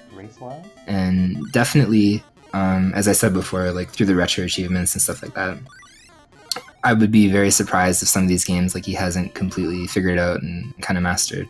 And that's probably what happened with some of them. And then obviously the other ones, maybe obviously they gave him kind of a bigger trouble there. But I'm very interested to see if he has any kind of, because I would obviously consider Punch-Out like a pretty popular game for the most part. So probably in terms of hopefully retro achievements, he knows what he's doing. He must be there. familiar with that. Yeah. It might have been one that he's played and figured out by now, but if not, then that would probably wall him for a little bit. But Balloon Fight, also kind of interesting to see if he knows that skip or not. Like, that skip probably takes and saves minutes, literally. Thank you for the good luck. Hopefully you're having a nice weekend so far. One of these Gyromite levels is hurting your brain. That's funny. Which one in particular? All of them kind of hurt my brain, except... Yeah, exactly. Like, I'm surprised that it was just one, actually. Yeah, multiple levels of this hurt. For some reason, I'm more used to dig Phase 10, you think? than one. Now, if your brain wasn't hurt, would you be able to recall that phase more accurately? Or is it just kind of like irrecoverable damage at this point? Yeah, I actually feel, in terms of Gyromite, it's actually somewhat How have you been as a okay as like a blind game. But you can see he's actually played Gyromite, because a lot of people fall second rope on the right side and then they have to go all the way back up, because there's no way that you can... You can always climb up that one gap. So I know he did practice some of these. I know that he said that he practiced some of them. I just don't know the extent of what he practiced and how much and what he learned and stuff. So I would like to think, or logically assume anyway, that what he practiced was probably what he wasn't familiar with on the retro achievement sets that he's finished and completed. It's like everything beyond Wants to squish that dude. There we go. definitely gives me problems. And I am on the other side. Again, to anybody that and stuff like that. The bottom two runners were basically going in completely blind. So there's basically two different races that happened. The top, which included It's a good thing you like the game. Timbo Slice and Burstar. You'll be They seeing a lot didn't of it until I go in blind at all. They actually round 12. and then the bottom two were actually blind. They just wanted to go in blind. So they have like some knowledge of games and stuff like that, but basically two separate races at this point. Round 12 once race-wise. And I am, since the start, has been kind of struggling on Dig Dug, so that one's kind of a rough one to get through. If very punishing again to anybody that's just kind of like watching and turning in.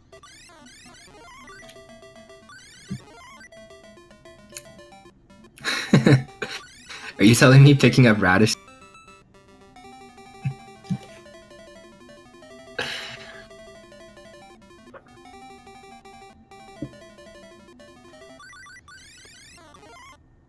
Yeah, no, that was a common criticism, I think, of a lot of people.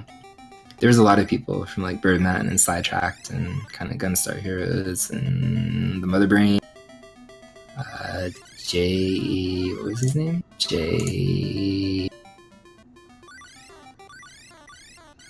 Juug Ariel. I probably messed that up completely.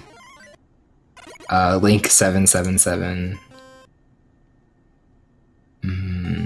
Quite a few anyway that wanted to join but had to drop at the last second or drop at some point. But a lot of people that practiced it or just mentioned it, they definitely said Dig Dug sucked. It was one of those games, like even Timbo, in his first run, I think it took like 40 minutes or something like that. So it was quite substantial, the time loss and stuff, and the learning that had to go into it. So what makes it so brutal, in your opinion, Burst?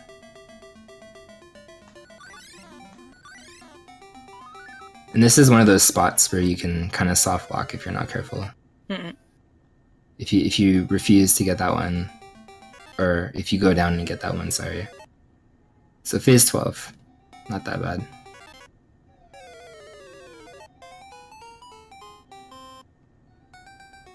I didn't even get the extra life yet. Everybody gets stuck by that one dude. I wonder if you can do that.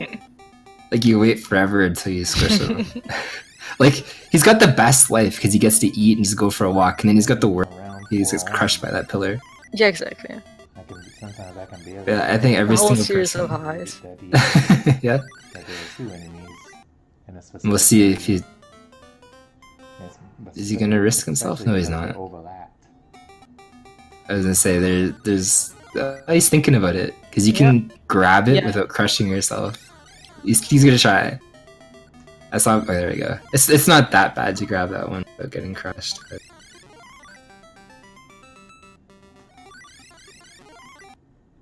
You might run it. What is the official category? I'm assuming it's like beat one loop or whatever of 12 levels, right? The one phase. Alright, so two more phases to go for Veritasu. Oh, sorry, one more phase. I didn't see that rolled over. So he's on stage 14 out of 15. That's actually one kind of like side effect that I'm always kind of curious about when it comes to races and stuff. Whether it's like a blind race or a marathon. Yeah, to see what people pick up in the Yeah, end. it's very cool exposing people to a Yeah. bunch of different games, and then they decide to learn from that, something like that. I've always found that aspect really cool because a lot of the games, like even in this own list myself, like I've never really played them to an extent that I beat them. But I actually like Kung Fu. Like on paper, always looking at it, I was always thinking like, whatever, it doesn't look that great. But after playing it, like I can see why people like it. Rad Racer was another one too. Like it controls a lot better than I thought it ever would, and I've never really played it up until that point. So it was very cool to kind of be that side of things. And another example was Birdman, who was in the chat earlier, possibly still in the chat now. A long time ago, we raced Kid Clown. It was very random, and he liked the games. Started like literally 2 days later, and then he took the record in it. So it was always kind of interesting. Alright, so I think this is the last phase for Veritasu, right? Yeah, I think so. Yo, what's up, Timbo? Thank you for rating.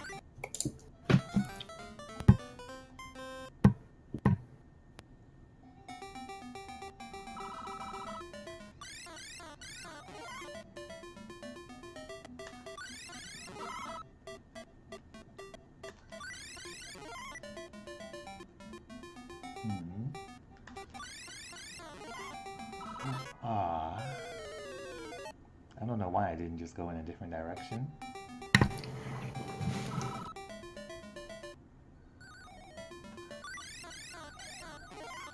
Okay. Sorry, I guess this is last. So this is another spot that you can kind of get stuck in.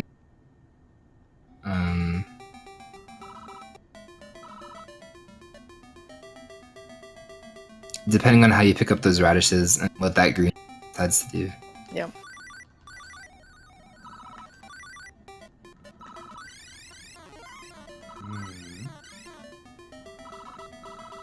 And I like how you just went for that. You can grab that one with... I don't know how I escaped. See, I didn't really find it difficult myself when I was going through and like practicing and stuff. The only thing that I would say like why it was kind of weird to me or why it was difficult to me is literally the way that the enemies, like if you watch kind of IM screen, he'll probably clear this phase, I think. But the enemies themselves, like we were saying earlier in the race, there's kind of like a cooldown period where, you know, like for 5 seconds or something like that, they'll never phase through the walls.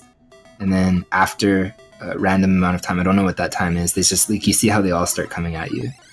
That part is RNG, how they decide to come through the wall and chase you. So depending on the patterns that you get, like it's entirely possible that you can be in like the middle of a level and all of a sudden all of them will start try chasing you and you can be on the same level, literally.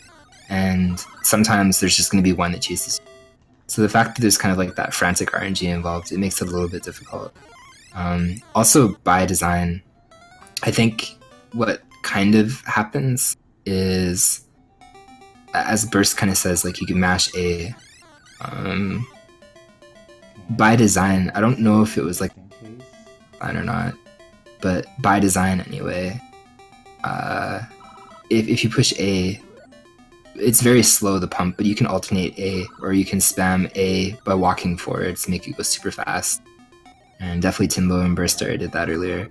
But if you're not doing kind of like that mashing thing, it actually becomes even harder with the RNG and them randomly deciding to go through walls and chasing you.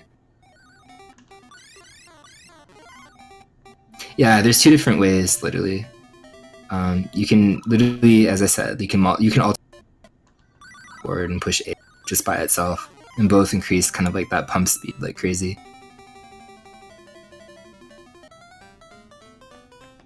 And each enemy, so hopefully IM gets Dig Dug by now.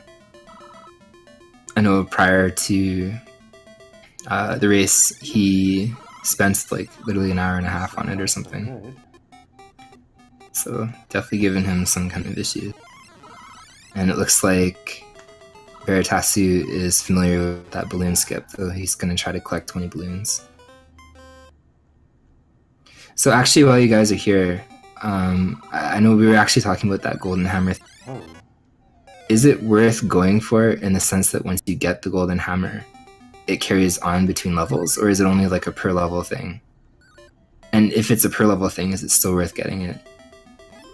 Because if it's not, I don't know why you would waste the time to if it doesn't carry, but I'm assuming it carries between levels.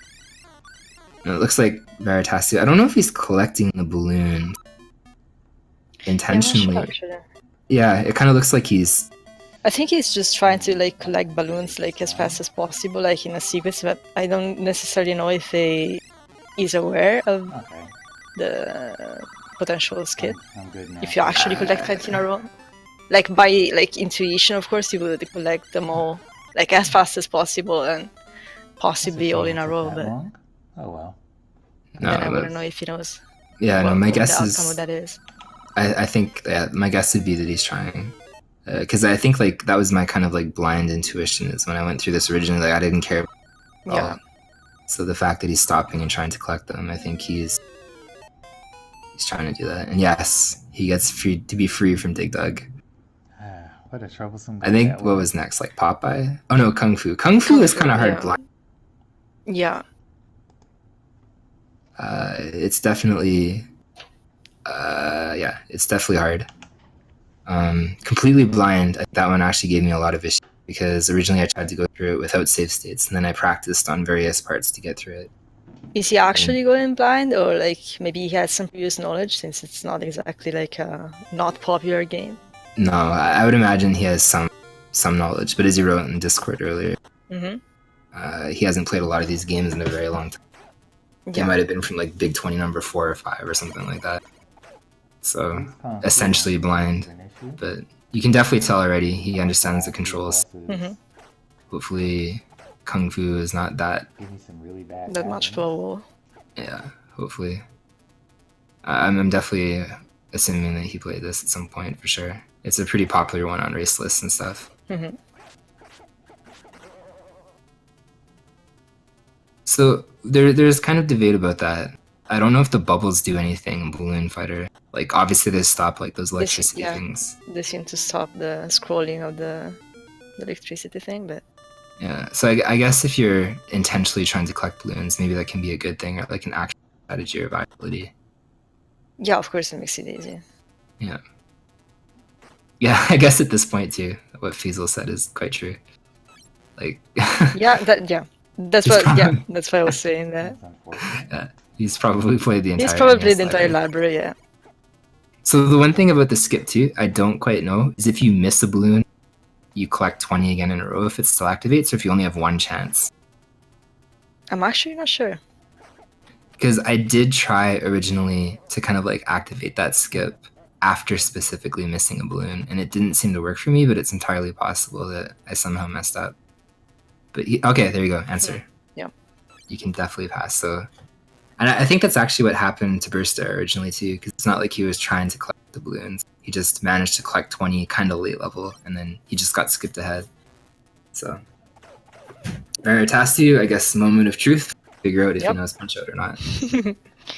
Very quick to realize, I think, if he's put time into Punch Out.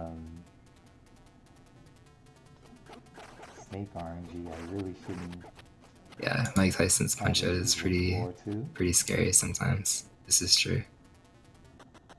No, it's just Tyson's face that's scary. Not even Tyson, like I right? would just agree his on face. that, actually. Yeah, I mean, yeah. Oh, I completely didn't even read that face part. I thought you were just throwing that out there for no reason. No, dude, I mean, Dude, I just saw Mike Tyson is so scary, and I was like, yeah, it's a scary game. I didn't even see that face thing. Alright, so what do you know of Veritasiu? We'll see if he knocks him down at 42. That'll probably be a pretty good indicator. I don't think so. We'll see. Some knowledge is there. Or he tried to punch just coincidentally his belly. One See, of the I don't know if he knows that you can buffer punches. Because it didn't seem like he buffered at all there. So you, maybe you that's can the thing. buffer on glass Joe. Once he backs off from you, that 40 seconds Ah, mark, yeah. you can hold We don't like have to B do or A. I'm two actually not for sure Kung which. Fu. And you dash like twice or something, right? He doesn't dash. No, it doesn't do that. But like you basically release your punch at the first available frame, so there's no delay between when he comes back at you and when you actually punch him. So you can buffer a punch in order to make it like as fast as possible. Which is what you do with that 42-second setup. I had no idea. So look, yeah, okay. He's at least aware of it. Yeah. So we'll see the extent to which he knows punch out. So easy triple knockout. I'm gonna embarrass myself slightly. In terms of boxing and terminology, is TKO triple knockout or technical knockout? I'm actually not sure. Come on, Thomas. You'll be As a kid, I always called it triple It would knockout be because you have to I knock think down. it is technical. Like in Italian, we call it technical.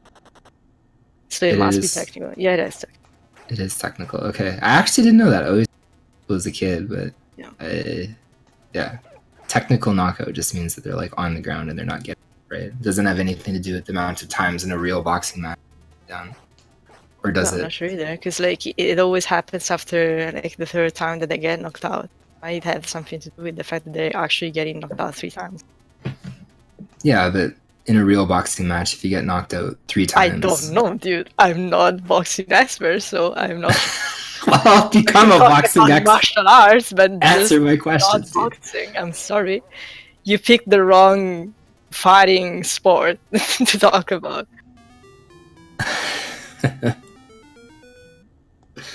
Okay, thank you, Timbo. Unlike some in people. this game, see, but that's not intuitive in this game, because like it's not like Mario like goes there and asks like, "Are you okay? Are you okay? Can you get up? Can you get up?" Like it's just they just assume that after the third knockout, you won't be able anymore to get back on your feet, but maybe that's not true. So like that's forcing the rules of the match. So that's why it's not intuitive, and that's why you could get confused with the fact that maybe it's just always after 3. You would. Yeah, no, that was Mario definitely just the doesn't care. Like after 3, you're done. Bye. thing. Yeah, maybe they're perfectly healthy. Yeah, exactly. Decides to end the match anyway. All right, so some, at least I'm very curious. Of more so the later fights that Veritasiu knows. Mm-hmm. Just kind of watching him from now, I definitely feel he's played Punch Out, but I also feel that maybe not a lot of strategies or anything like that went into learning it or anything like that. So it's more so, okay, I've casually played this a multiple amounts of times, but possibly it ends there. See, I am went through Kung Fu just very easily. Very easily. Definitely played Kung Fu, unlike Dig Dug. Yeah. So, There is some experience. yeah, Fiesel was correct. He might have played that game before. Mm. He actually said something about Popeye when I was watching him earlier and kind of like communicating through his stream that he hadn't played Popeye in a long time either. Hmm. So I mean, like Popeye on paper, I think should be somewhat easy. Like it's not like a super hard game or anything like that. I think even blind, but I mean, even there, like you saw him dodge the bottles. I don't know if he realizes that you can punch the bottles. Any bottles that Brutus guy throws at you, you can actually just punch them. You can punch it. And on top of that too, like if he decides to throw the bottles, it's always 4 bottles. He never throws less. It's always quantities of 4. So whether or not he decides to get through it.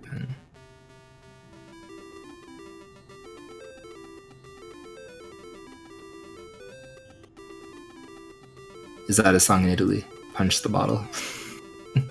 Punch the bottle? Yeah. What's that? He just asked. Punch the bottle. Isn't that a song somewhere? Quickly. Maybe it's some Italian song. Not that I know of. I mean, it's not exactly a thing, punching bottles here. I don't know. I swear, but The vineyards and wine and everything. yeah, but I mean, we drink the content of the actual bottles. We don't exactly punch them. So I mean, other people at least. For some reason, it seems Not part of that crowd. to just stay on the lowest level. So the thing with Brutus, I think that's kind of scary. I think anyway. I don't know if it's the third level only. Is if he's on like the very top kind of platform. I'm pretty sure he can jump down like 2 rows. Yeah, I actually don't know. Yeah, actually don't. If it's like a third round specialty or something like that. Yeah, see that part I'm not entirely sure on either, because I know for sure on the 3rd level he can jump down 2 of those rows. I don't know if it's the same on the 1st or the 2nd, but okay. So I think this is where you can kind of. Oh no, I take that back. Veritasiu definitely knowing at least of this one here too. Yeah. So it's entirely possible. I think maybe he's definitely played this one and understands obviously some of the tricks and stuff like that, or he's gone through the retro achievements. Yeah, for sure. Although that one's also pretty easy to stumble upon, kind of even casually. Yeah, but that's what I mean. Like, if you played the game before, like, that's something that it's kind of intuitive, I think, to do. So it carries over even later on when you play again the game. It's pretty easy to figure out, I think. Mm-hmm. See, and I am deciding to grab the spinach there. It's actually kind of interesting. Stage 1. It's kind of like I'm not sure if you realize is the vulture, because this not punching. Okay, all right, prove me wrong. Right when I say that, punch the vulture in the face. Not even 2 seconds. Doesn't it say like if you're intentionally? This becomes actually a lot harder than just punching the vulture. Yeah. So kind of earlier when he was avoiding it, maybe he realized or didn't realize you can just punch the vulture. Mm-hmm. But definitely punching it makes this stage a lot easier whenever the vulture decides to. So I think we can probably seal pop. It looks like he understands the 3rd stage. And Brutus, as long as he leaves him alone, he's still got 1 stock for a life. 2 actually. See, that's another thing I don't know too. Like Brutus just jumped there. Yeah. And I don't know if he can jump down like 2 floors completely. I'm not sure. Or if he has to jump down 1 at a time like that. I'm actually not sure. Alright, so again, Veritasiu definitely displaying it understands Hippo. Punch him in the mouth. So I think at this point we can definitely tell that he's played Punch-Out before. Yep. It's a good thing too. That one I think is not as intuitive. Yeah, no, that one for sure. No, you have to know it. Yeah, because that like I played Punch. Scary. Well, definitely. I didn't even know you could get rid of him until now. Not understanding like at all how to beat King Hippo that I got like back then. Mm-hmm.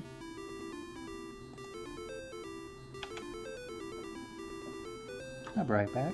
Gonna go get a cold drink of water and then start with Rad Racer. Olive oil in the bottles.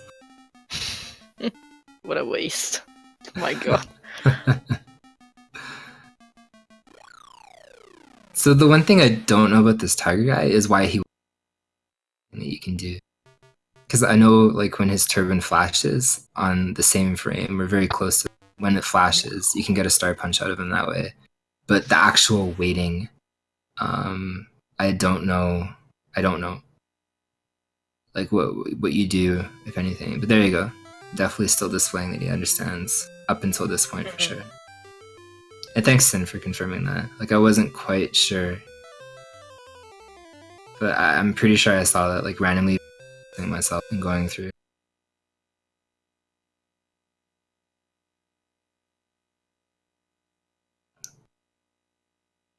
And Snipey. Yeah, Brutus seems. Can you do that on all? Or is it just on phase 3?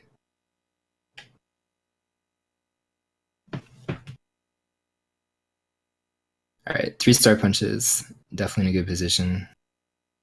Although this is probably going to go to round 3. If he didn't get knocked out 3 times already. Okay, no, he got it. Okay. So, Bald Bull awaits. Yep. I would imagine if he knows up to this point, he probably knows Bald Bull too. Yeah, it probably does. I highly doubt any retro achievement set is like, beat the Tiger guy, but then Yeah, quit the then title stop. belt. Don't play ever again. Yeah, so probably knows Bald Bull. Not sure if he knows that you can hit him like in the 4-frame window or so. So maybe he will dodge it. To be fair, Bald Bull is actually, I think, one of the more easier casual fights. Like, as long as you're not taking hits or whatever, it's entirely possible just to kind of out-endurance Bald Bull. Like, you can dodge his, well, I guess once you understand, like, that bull attack, even if you're not trying to counter it, like, you can just dodge it outright pretty simply. And then his, like, actual punches are also pretty slow. So it's not like he has crazy reaction time or anything like that. No, it seems like you can be like in control for the most part. Yeah, no, you definitely can. The one thing, I was just gonna say, like, the one is Bald Bull, like, his bull charges, again, kind of, like, completely.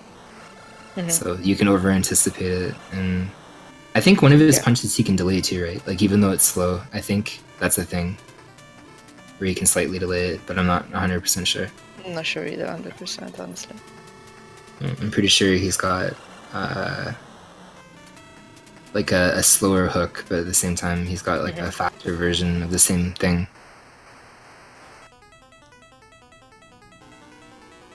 Okay, he does know that. Yep. Yes, yeah, the first fighter that can really punish. Yeah, that is true. So probably it ends here, I would think. He just needs to bull charge one more time.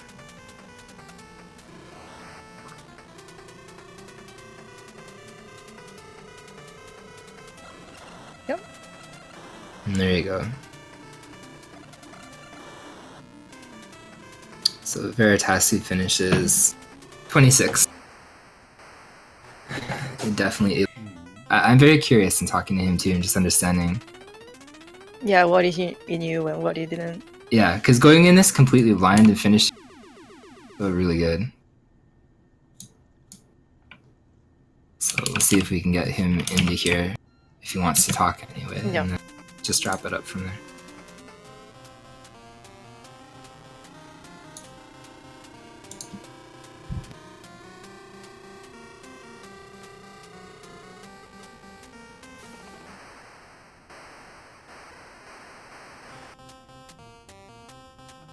If only it didn't take so long to recover from the crashes.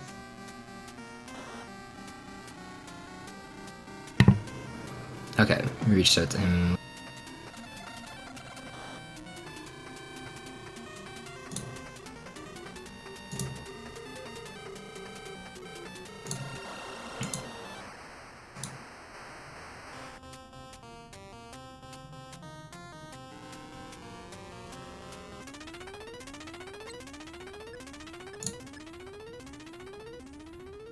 GG, indeed. That was pretty decent. Like, my very first playthrough, not even blind, actually. Like, timed it. Oh, the only one, technically, the full run that I had was 204. So, being possibly relatively blind to many of these games of finishing at 226 without actually practicing much, just knowing the games and stuff. It is, actually. It's actually very good. I would consider that quite decent. Because in my own run, I practiced probably like 80% of the games or something like that. So. That's actually a very good blind time. And in terms of IM still being blind, Rad Racer is, again, probably one of the more painful ones.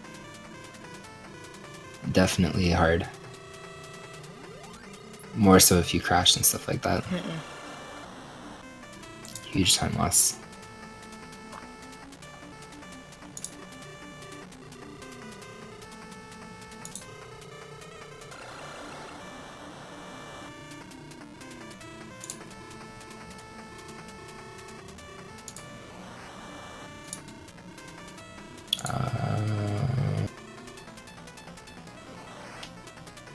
I assume maybe he stepped away to get water or something like that.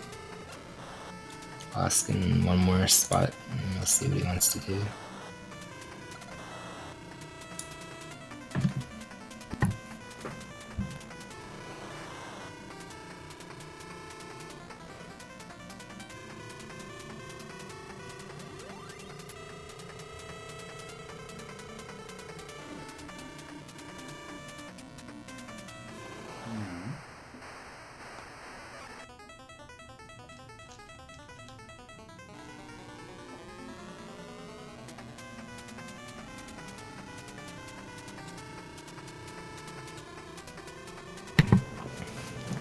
Okay, reached out to him again.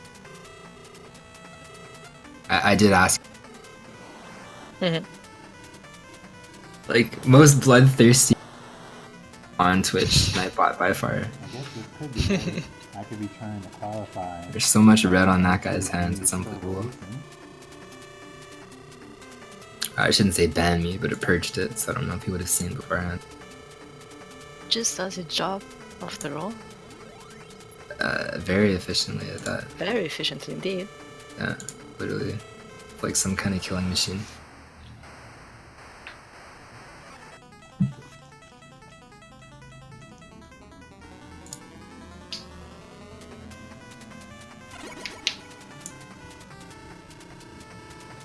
Did you, Burst, and Timbo have individual timers on your side?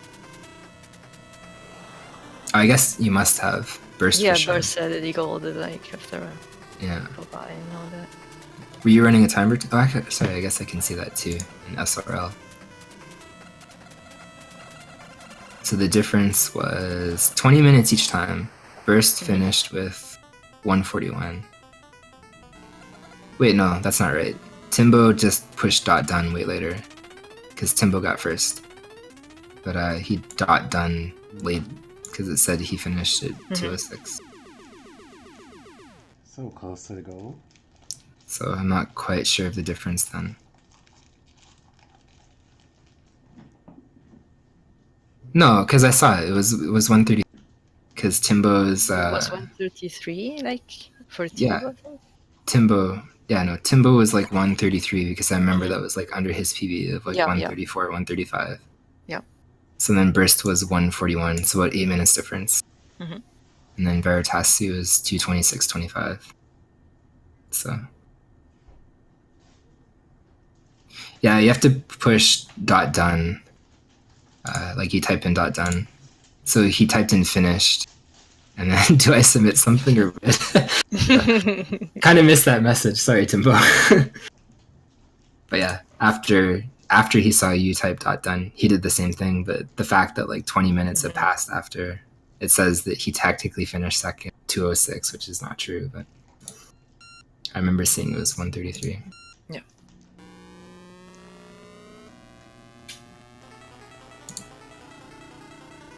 Okay, definitely think he's still away for a second. I'm just gonna go grab. No, I think he just answered in on Discord. Ah, sorry, I see that now. He did. I don't know if you can drag him or just tell him. Yeah, I'm just telling him. Feel free to join. I'm actually very curious the extent of what he knew and didn't know. Because that's a very good blind time.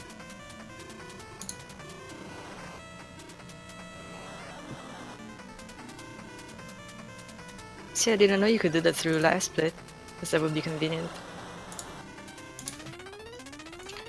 Maybe it is through live split completely. Not the way Burst set it up. Yeah. Like maybe it's too Because at the point you have to like connect that split to SRL. Yeah, no, that's very, very cool.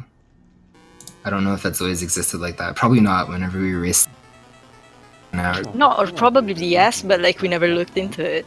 That we're It's just like dumb. my main problem with races is that I always forget to hit dot down at the end, so Yeah, no, that's the same. thing. Yeah, that's very true.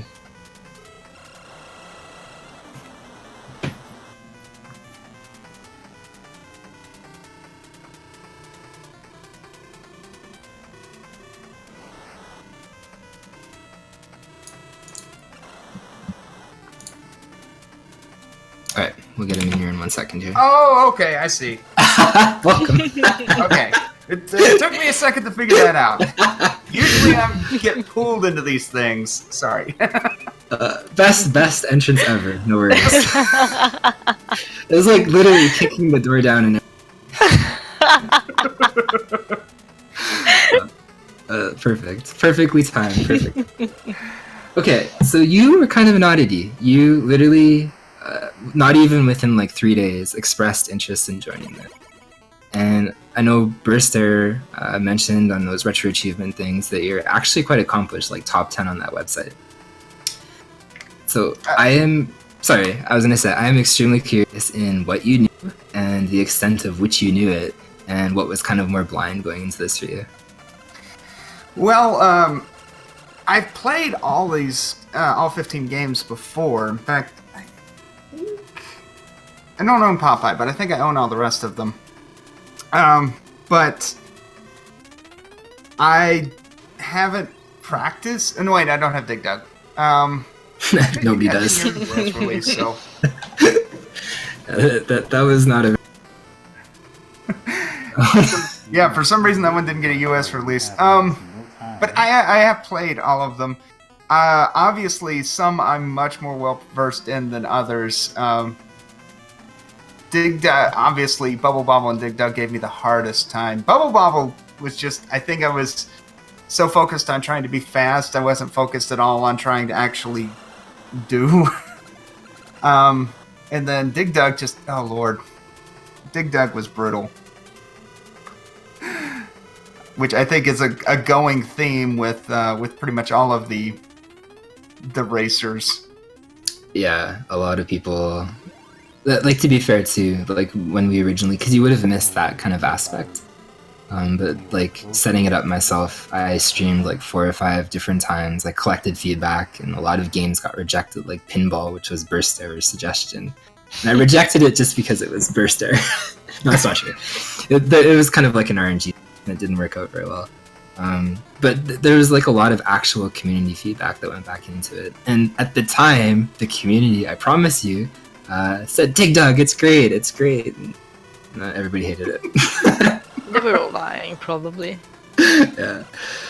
Yeah, at the time it actually fit, like it actually does. But the problem with that one definitely is dying.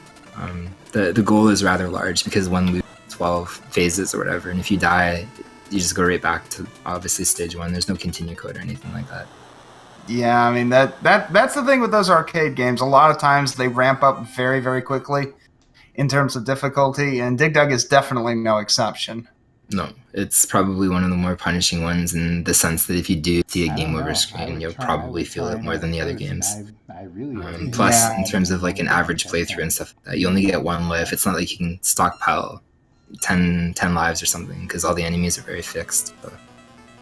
Yeah, I think you can get a few extra points by doing things like squishing them with rocks, but even then, I don't think it's going to be enough, especially within 15 or 12 stages, to get enough to get more than 1 extra life. Yeah, no, it's pretty painful. So, in terms of all the games on the list, what are you the most comfortable with then?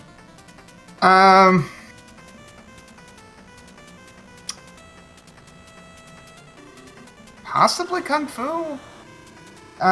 Even though I didn't, my starting out wasn't all that great. I'm rusty on it, but Kung Fu I have played so many times that it's a short game. It's a lot easier than the arcade version. Sweet sweet mercy. I've played the arcade version, and it is. If you've played the NES version and go, oh, it's the arcade version, I want to play it. Then you play it, it's like, oh god, this is so difficult. But possibly that. I mean, I'm familiar with quite a number of the things in Mike Tyson's Punch-Out. Of course, one of the things I found is that doing it on emulation is a significantly higher challenge than doing it on cart, simply because you've got a small amount of delay usually, which in a game where individual frames are important, it makes it a lot more difficult to do. Because I think you saw on a couple of them where I had the right strategy, but my timing was off, and part of it was rusty, and part of it was the window feels smaller whenever that you're doing it like this. But yeah. I mean, those two are probably the ones maybe Galaga, because I mean I've played Galaga on the NES, but I played Galaga so many times in arcades because it seemed like any time that you went to any kind of a pizza parlor or anywhere else, there would be a Galaga machine waiting there, laundromat. So it's easy to get a lot of practice in on Galaga. No, I've never played that around here, because even like those kind of like laundromat cabinets and stuff like you see in the stores. I remember like Pac-Man and other stuff, but even though everyone and their dog has played Galaga, it was just something that escaped me as a kid. Oh yeah, definitely. Yeah. So, as you said, I think that would be maybe the last question that I have for you, and kind of wrap it up or whatever. But as you kind of said, you obviously mentioned like the latency in terms of emulation and stuff, and that's actually a thing. So the other thing that I would ask is if you were playing on an emulator, in terms of maybe making save states or maybe not, was there anything that you intentionally practiced before very spontaneously deciding to join, or is it just this was all done with kind of like knowledge ahead of time and the things that you knew, just kind of playing them in the past? It was all knowledge ahead of time. I had intended to do a little bit of a warm-up on all of them, but in the 3 days since I said spontaneously in Burst Airstream, hey, this looks like fun, I want to join. I did not have time to sit down and do any practice whatsoever, so it was all going. There was a lot of derusting and a lot of just going off of what I could remember. Honestly, I find that super cool then. Because I did post my own time. Like, I ran it back after kind of like community feedback phase and stuff like that to make sure that I wasn't like a crooked individual setting impossible goals and stuff. And I ended up getting a 204, and I think you finished at something like 226. So I actually practiced quite a few games, and I learned like individual strats and stuff. So for you to kind of go in, I wouldn't say like partially blind, but you know, like literally unpracticed or intentionally unpracticed, that's a very good random time. Yeah, it makes the time even better, actually. Like, it was already good by default. Yeah. With no practice, like, that's very good. No, it's hugely good. Yeah, for me, it wasn't blind for me, but it was very, very rusty for me. I run into... No, that's super good. Outrun, Mac Rider. But I gotta say, this was a lot of fun. Is this the first one that you've done of this, or have you done more of these? It's kind of a complicated question, because on my own channel I've hosted something like 40 or 50 races or something like that. But going through Speedgaming, this is the first time that we've gone through Speedgaming. So okay. I very much like how that worked out, and very much appreciate Speedgaming for hosting it and organizing and doing all the recording and stuff. It was I'll admit it was a little bit daunting, the fact that it was going through Speedgaming, because it's like, okay, I'm dealing with some people who actually do speedrun games, because the only game I have ever attempted any kind of speedrun is RoboCop, because that's just usually not how I play. For me, I feel like if I was trying to get down and break the game down into every little individual component and do it that way, that I would probably stop liking the game. Yeah, I don't want that to can happen. no, that's totally a thing, and like that's kind of the interesting thing about the people that kind of joined or wanted to join is you'll find me in Burster's chat and stuff like that. I don't variety stream at all. Like I really don't. I just straight up speedrun and do stuff like that. So the fact that there was actually quite a few variety streamers that expressed interest, I like that aspect a lot. I mean, yeah, it's fun, and like you said in the commentary, which I had running because I wanted something in the background for my for my listening enjoyment, so I was listening to the commentary the whole time. Like you said, there was basically 2 races going on, and I think that was kind of neat. Yeah, unfortunately, like there was a lot of people that just dropped last minute and stuff like that. But there would have been, I think, if everybody joined, probably close to 14 or 15. But the cool part about that was like half of them were probably going in almost blind or very blind, and then the other half would have been kind of like the more speedrunning mentality, practice stuff and do it ahead of time. Because it was kind of like an equal split of who expressed interest of basically like variety streamer compared to speedrunner, and I think that was kind of a neat metric as well. Yeah, I think it's a pretty cool thing. You know, I don't speedrun, and I don't usually watch a lot of speedruns. I know from watching a few of my friends who do speedrun and listening to them. And then also watching videos like Summoning Salt's videos detailing about world records and whatnot. I have a great appreciation for people who do that because it takes a lot of time and dedication to break down a game to its individual components and figuring out how you can squeeze, you know, a half a second out of a game and just eventually move closer and closer towards essentially an absolute perfect run, which theoretically exists. It's not for me, but the people who do it, all of you who do it, you're amazing, and you have my deepest admiration. It's interesting from the opposite side too, because I like seeing variety in the sense that more so variety in the sense like or people doing speedruns or attempting speedruns, because I think you have kind of like Coke versus Pepsi or Super Nintendo versus Genesis. It's either like a variety or speedrunning. It's not like you really do both unless you're Burster and weird. But but for the most part, like people kind of gravitate towards. But I think when you gravitate towards one, it's like you kind of have a very specific mentality, kind of like how you approach or learn a game. So seeing people that are more prone to variety streaming try out the race thing and the speedrunning thing, it's actually a cool thing because like I think when you primarily speedrun, you're kind of used to a certain mindset or your certain way of doing things or a certain way of learning. And that gets completely thrown out the window. Variety streaming. So there's a lot of interesting aspects that get explored or interesting things that people do that you don't even think about.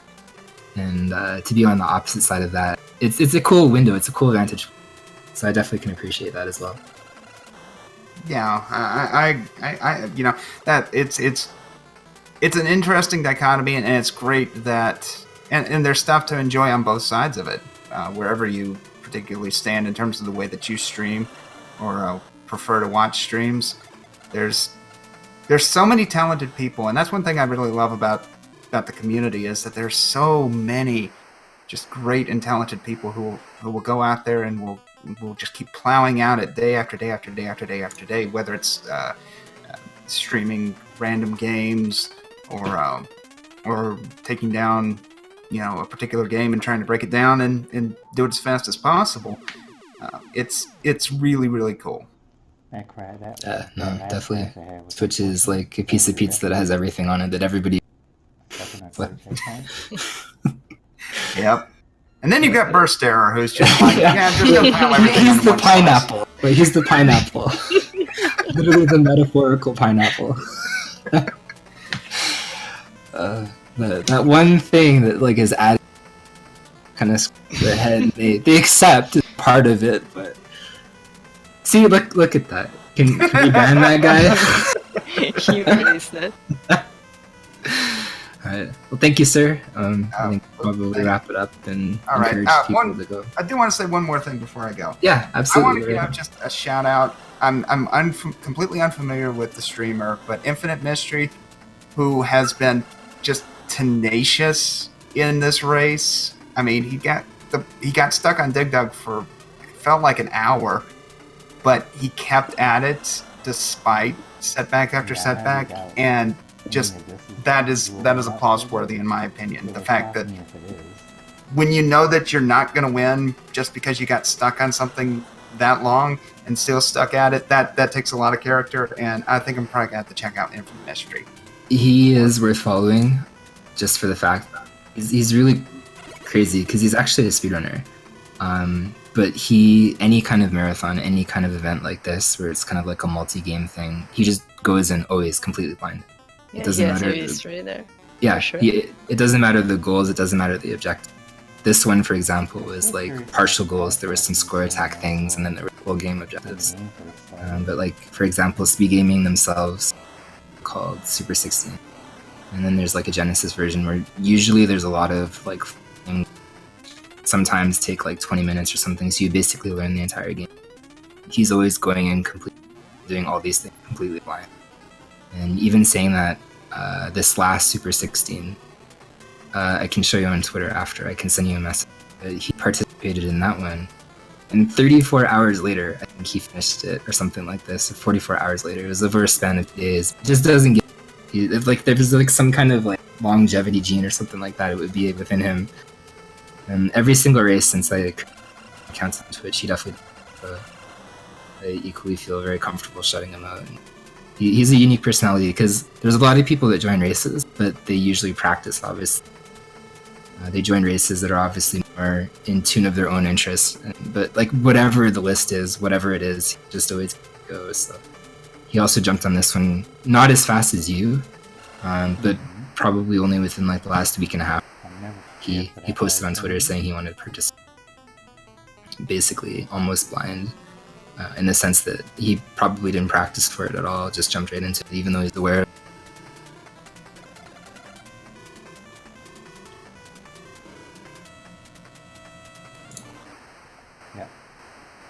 Well, I gotta say, I had a lot of fun. I always enjoy these kind of friendly races amongst other gamers, and while I can't guarantee that I'll always be up for it, I'm usually like joining in on these things. So I'll definitely keep an ear to the ground for the next time that y'all do something. And for now, though, I'm going. I apologize, by the way, for delaying things slightly. I literally woke up 10 minutes before it started. No, not even close. So I haven't even taken a shower yet. So I'm gonna drop out and go do that and get ready because I got a stream of my own I gotta do this afternoon. Thank you all again so very much, and y'all take care, and I hope to see what y'all do next time. Cool. Well, thank you again for joining, and very cool from our side to see. It's nice that all the other So, cars any final thoughts from you? can't be moved at all. I was like actually again interested, like the separation between runners, like it, despite like people dropping out and all that. Like it's interesting how it ended up working out. Because like of all the possible outcome, it's interesting how for people that were characterized the way they were ended up participating, creating those two different races basically. So it's interesting how it worked out in the end. It was interesting to see. Yeah, no, actually it was like two parallel worlds that are supposed to be separate, colliding with each other directly. Yeah, literally. That's very true. Yeah, no. And as I said, I'm always kind of interested in seeing from the other thing, not to like I never want to imply that or something like that. Like you can't speedrun. Like obviously, I think anybody can speedrun. It's not like it's a hard skill to acquire or anything like that, but I definitely do think like the mindset that you have if you kind of stream more variety is like you're not really going to focus on glitches. You're not really going to route things in a specific way based on other games that you've run or something. You'll just kind of pick it up. Yeah, it's So- a completely different approach at that point. Yeah, and it's very cool because like watching that from obviously somebody that's been speedrunning for like the last couple of years, it's very cool to see that completely something. It's not like it's a bad thing. No, It's a I very didn't. unique way Yeah, to definitely. do a game, to learn a game. So, but definitely again, if you haven't already, follow the racers.